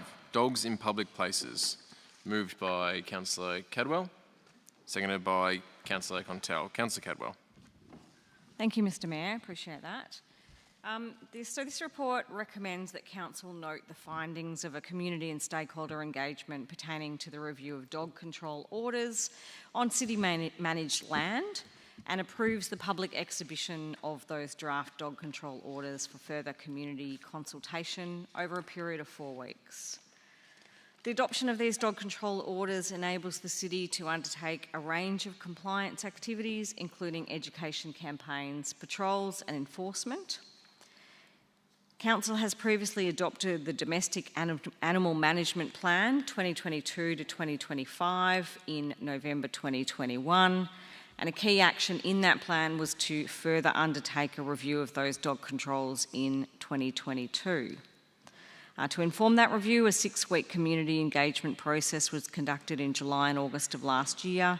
Engagement occurred through several channels, including an online survey, pop-up consultations with trail and reserve users, and 3 planned drop-in community sessions at city halls in Port Arlington, Geelong West and Grovedale. Input was sought on dog controls and asset management of the many open spaces across the city. At the time of that review, 691 participants responded to the online survey, providing 1,701 open comments on various dog controls and ownership topics.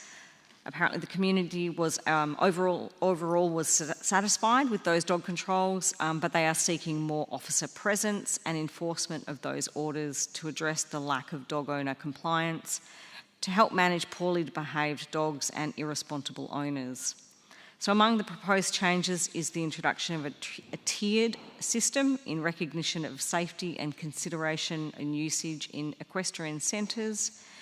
The draft orders are proposed to be released to the community for further feedback immediately, and a report to Council seeking the adoption of those final orders is to come later in 2023. I probably haven't left very much for my councillor colleague, Councillor Contelge, to say, but I'm sure he'll have something to say on this matter. Thank you, Councillor Cadwell. Councillor Cordell. Thank you, Councillor Cadwell. Look, one thing I've learnt, there are 4 dog owners in my home, and I can tell you they are passionate. I'm the funding provider, they are the dog owners. And you can see from the engagement that we've had here that we have had good levels of participation in the survey. I don't necessarily agree that there are poorly behaved dogs. Mainly what we have is irresponsible owners. And so that's what these orders are to manage, is to try and ensure that we have responsible ownership of dogs. And that should be the case for all pets. Councillor Cadwell has touched on most of the points, if not all. I just encourage the community to engage once again with the draft orders. That will be released for community feedback, and then come back to Council for final consideration. Excellent. Thank you, Councillor Contell. Councillor Grisbeck. I think what it also says, it's probably a highly engaged. In fact, we've probably had more people respond to the dog orders than we have some other important council business, which just shows that what a community we are in terms of looking after our pets. This particular engagement did raise some eyebrows for me when there were items in this query that said, "I do not know the city had a dedicated animal management team." I'm not sure what they mean by that, but I'm sure there are many of those vans rolling around with the dogs and the cats on the side, and you should be seeing them in your local community. The other one is I didn't know where to find information around dog orders, and I didn't know what dog orders in public areas meant, and I didn't know that dogs must be on leash unless otherwise signed in there. So I think what we've got to do is some education. We've got to be able to put it out to the community where they can get that information and how they can engage with our animal management team directly, because we all know when we're in matters of panic, if dogs incidents or any other pet incidents have happened and we ring animal management, they are prompt and they will be able to assist you at any point in time. So what I think is coming out of this is that we need to communicate better with our community around this particular one, but also about animal management going forward. I think we can do a lot more by giving that information to people where they need it, for example, at dog parks. So information boards or leaflets or those kinds of things might be appropriate of how to engage people, particularly around those areas. So thank you for the work that the animal management team has done on this. And I look forward to hearing further community engagement as we go forward. But I would make a suggestion to the officers when we're conducting this engagement process is to reach out to those Facebook groups that have, there's a particular Lara Dog Park Facebook group, and I'm sure there's a Belmont Dog Park Facebook group, and those particular ways of how to engage the people that are engaged with animals in that respect. So I look forward to hearing the further feedback, and well done to the animal management team. Thank you. Thank you, Councillor Grisbeck.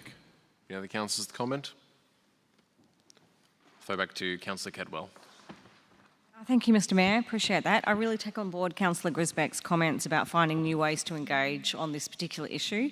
At the briefing recently, we had the feedback that signs in dog parks tend to be very highly graffitied, which is a disincentive of putting that information up. But I think if we can find new and innovative ways to actually engage on this issue, I think that's really important. I certainly live in an area where every man and his dog literally has a dog, and a second dog and a third dog probably. So there's a lot of passionate dog people out there, and I think it's really good to find new ways to engage with our resident population. Nothing further. Thank you. All good. Thank you. And with that, I'll put to the vote. All those in favour? Thank you. All those against? The item is carried. Item number 6. Councillor Grisbeck, I can never pronounce it right. Murupanyul Park Master Plan, Draft Plan. That's not through inattention, that's just my own speech impediment. For a mover for this, can I get Deputy Mayor Aiken? Thank you. Seconded by Councillor Grisbeck. Thank you very much, Mr Mayor. Yes, Nathaniel Park. So where is it? For those that don't know, well, it's actually on the starboard side of the Spirit of Tasmania when it's docking into Coria Quay. And for those that don't know what the starboard side is, that's the right-hand side of the ship. And it's actually a linear park that faces south, and it looks towards Eastern Beach and towards the CBD of Geelong. It's been a hidden part of the city of Greater Geelong for a very long time that the North Shore residents have been very proud of. But with the introduction of the Spirit of Tasmania, it certainly has drawn more attention towards that particular linear park, and Council has worked with the North Shore residents group. There's actually a wonderful community group that is actively engaged. They work with Incitec Pivot, they work with Geelong Port, they work with Viva and other major industrial operators in that locality. And one of the areas that they wanted to do was to actually develop a master plan and future direction for their beloved linear park that is on the edge of Coria Bay. This draft plan will now go out to public consultation for a further 4 weeks before it comes back to council. But with every silver lining, there's always a bit of disappointment. This is actually one of the first, if we do adopt this master plan, this is sadly one of those projects that's actually been paused in our just announced draft budget. So I'm devastated for the community there that we did fight very hard for $600,000 to be put into our original 4-year financial forecasts to actually implement the draft master plan. And now, unfortunately, I'm just going to have to roll my sleeves up and try and create affordability and see if I can get $600,000 over the next few years to deliver this particular project. Thank you, Deputy Mayor Aiken. Councillor Grisbeck. Councillor Aiken has done a stellar job just outlining the master plan, and I guess just to reiterate that the community is well organised out in North Shore. They are articulate and they know what they need for their local community, and I'd just like to say thank you to that group. Their ongoing advocacy to council, directly to Councillor Aiken or to myself and to other councillors has been really, really amazing, I must say. They've been really influential with the other, as Councillor Aiken has said, with the other industries around them. And I hope that this master plan can come to fruition with some funding if we can get affordability in the next 12 months. Master plans are always great documents. They do end up sitting on a shelf unless we do something with them. So I know that this community will keep us accountable for this master plan, and I look forward to hearing from them. Thank you, Mr. Mayor. Thank you, Councillor Grisbeck. Any other councillors wish to comment? Comment, please. Councillor Contell, please. I agree with everything that the councillor said. The Murupanyul, Friends of Murupanyul community group are really, really engaging, and as has been said, they've worked really, really well with the industry that's in the area, particularly Midway. That's their neighbour. They organise some great events, particularly their 1,000-metre open water swim, and it will be good to bring some of these initiatives that are in the master plan to fruition. And whilst it may be disappointing that we don't have the funding this year, I don't think that the plan's been drafted in vain. I think it really will be able to provide us direction. And the other thing that the group has been very, very good at is being able to also source other levels of funding. And there may well be an opportunity now that there is a master plan that, you know, even industry in the past has been quite generous in trying to support that area and working with the community. So now that those agenda items, will be highlighted as council endorsed and supported initiatives, some of these projects may still go ahead, not necessarily being fully funded by council. So I'm very supportive of the park. I'm very supportive of the group that engages, and they meet monthly. So they're really, really attentive for that area. So look forward to delivering this project over time. Thank you, Councillor Contell. With that, I'll throw back to Deputy Mayor Aiken to finish, to close. Thank you. Put that to the vote. All those in favour? Thank you. All those against? The item is carried. Item number 7, Armstrong Creek Library Proposed Naming Report. Moved by Councillor Nelson and seconded by Councillor Harwood. Thank you. I'll get Councillor Nelson to speak once his microphone's on. There we go. There we go. Thank you, Mr. Mayor. This report asks Council to approve the Aboriginal name Byalr as the new Armstrong Creek Library. For those playing at home, Byalr translates into place of many red gums, and Armstrong Creek, the actual creek itself, is littered with red gums, although where the library is obviously not littered with red gums because it was farming land before becoming Armstrong Creek.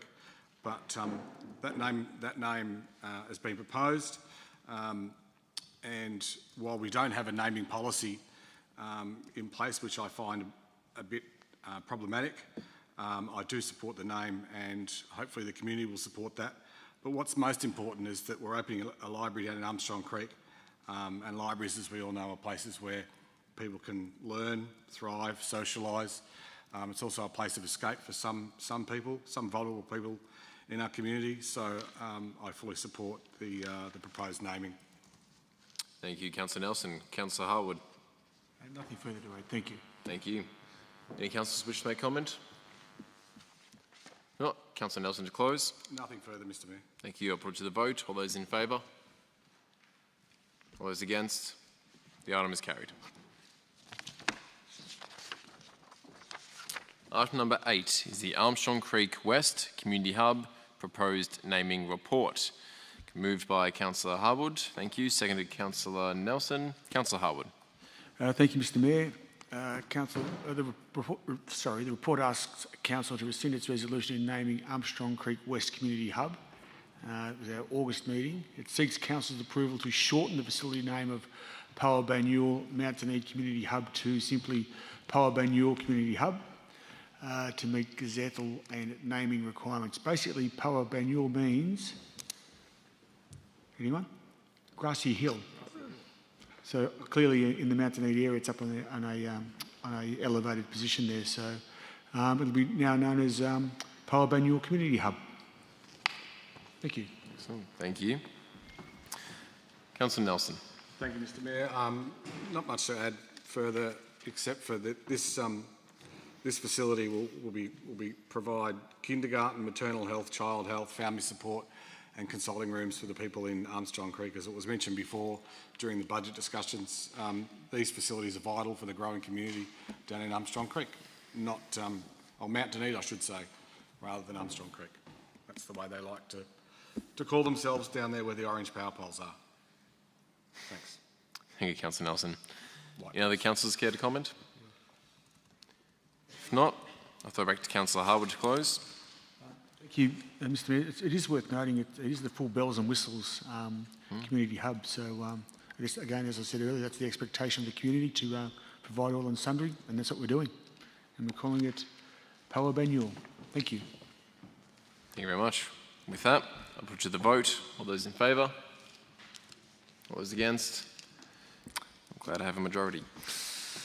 All right, number 9, proposed lease to Powercore, part of 820 Grub Road, Drysdale. Moved by Councillor Mason, seconded by Councillor Asher. Councillor Mason, please. Thank you, Mayor Sullivan. This is one project we surely are pleased hasn't been put on hold. And this power core substation is an important benchmark in the development of the North Bellarine Aquatic Centre. It also conforms to climate change and environmental parameters, and ensuring electricity is the main heating energy source. So this leased area will be accessible from Peninsula Drive, close to the Aquatic Centre. And so community engagement was held on the proposal, and feedback was open until Monday the 27th of March this year, and we received no submissions. So I understand and support the recommendation that the Power Core will be responsible for maintaining the substation. The city will not be required to budget for any expenses, and hence I recommend Council authorise the lease with Power Core Australia Limited for a term of 30 years, with one further term of 20 years for the lease area. Thank you. Thank you, Councillor Mason. Councillor Asher. Thank you, Mr Mayor, and very well expressed, Councillor Mason. I don't think there's much more to say other than to celebrate something about the North Bellarine Aquatic facility that doesn't have lots of submissions attached to it. So well done. Thank you. Thank you, Councillor Asher. Any councillors to comment? If not, Councillor Mason to close. Nothing further to add, Mr Mayor. Thank you. I'll put it to the vote. All those in favour? Thank you. All those against? It's carried. Item number 10 is a revocation of council policies, April 2023. I might move this one as chair, and look to second it will be my Deputy Mayor Aiken. Second it. Thank you. So, revocation of council policies. We here have a report to revoke 2 policies, tourism policy and the parking permit schemes policy. Now this is because the members of the city's internal policy review committee identified these 2 policies for revocation.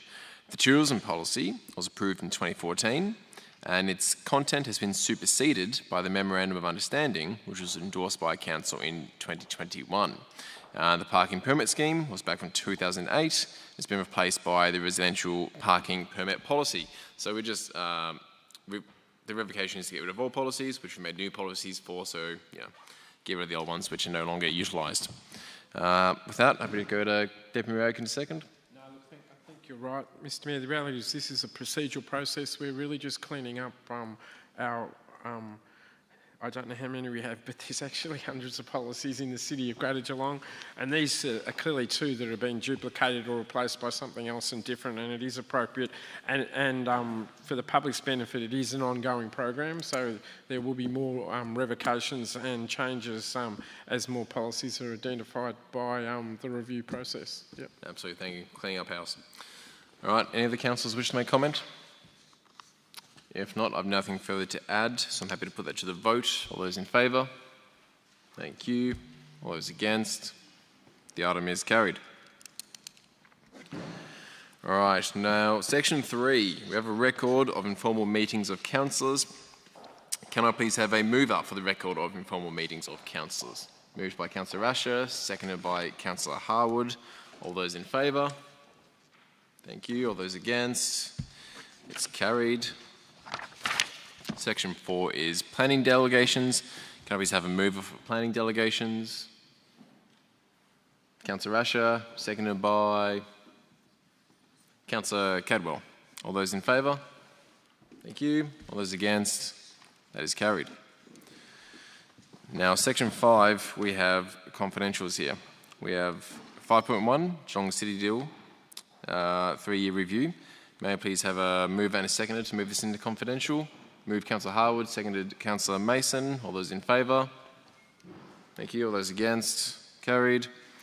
Tender T220033, residential curbside waste and recycling collection. To move this into confidential, Councillor Nelson, seconded by Councillor Mason. All those in favour?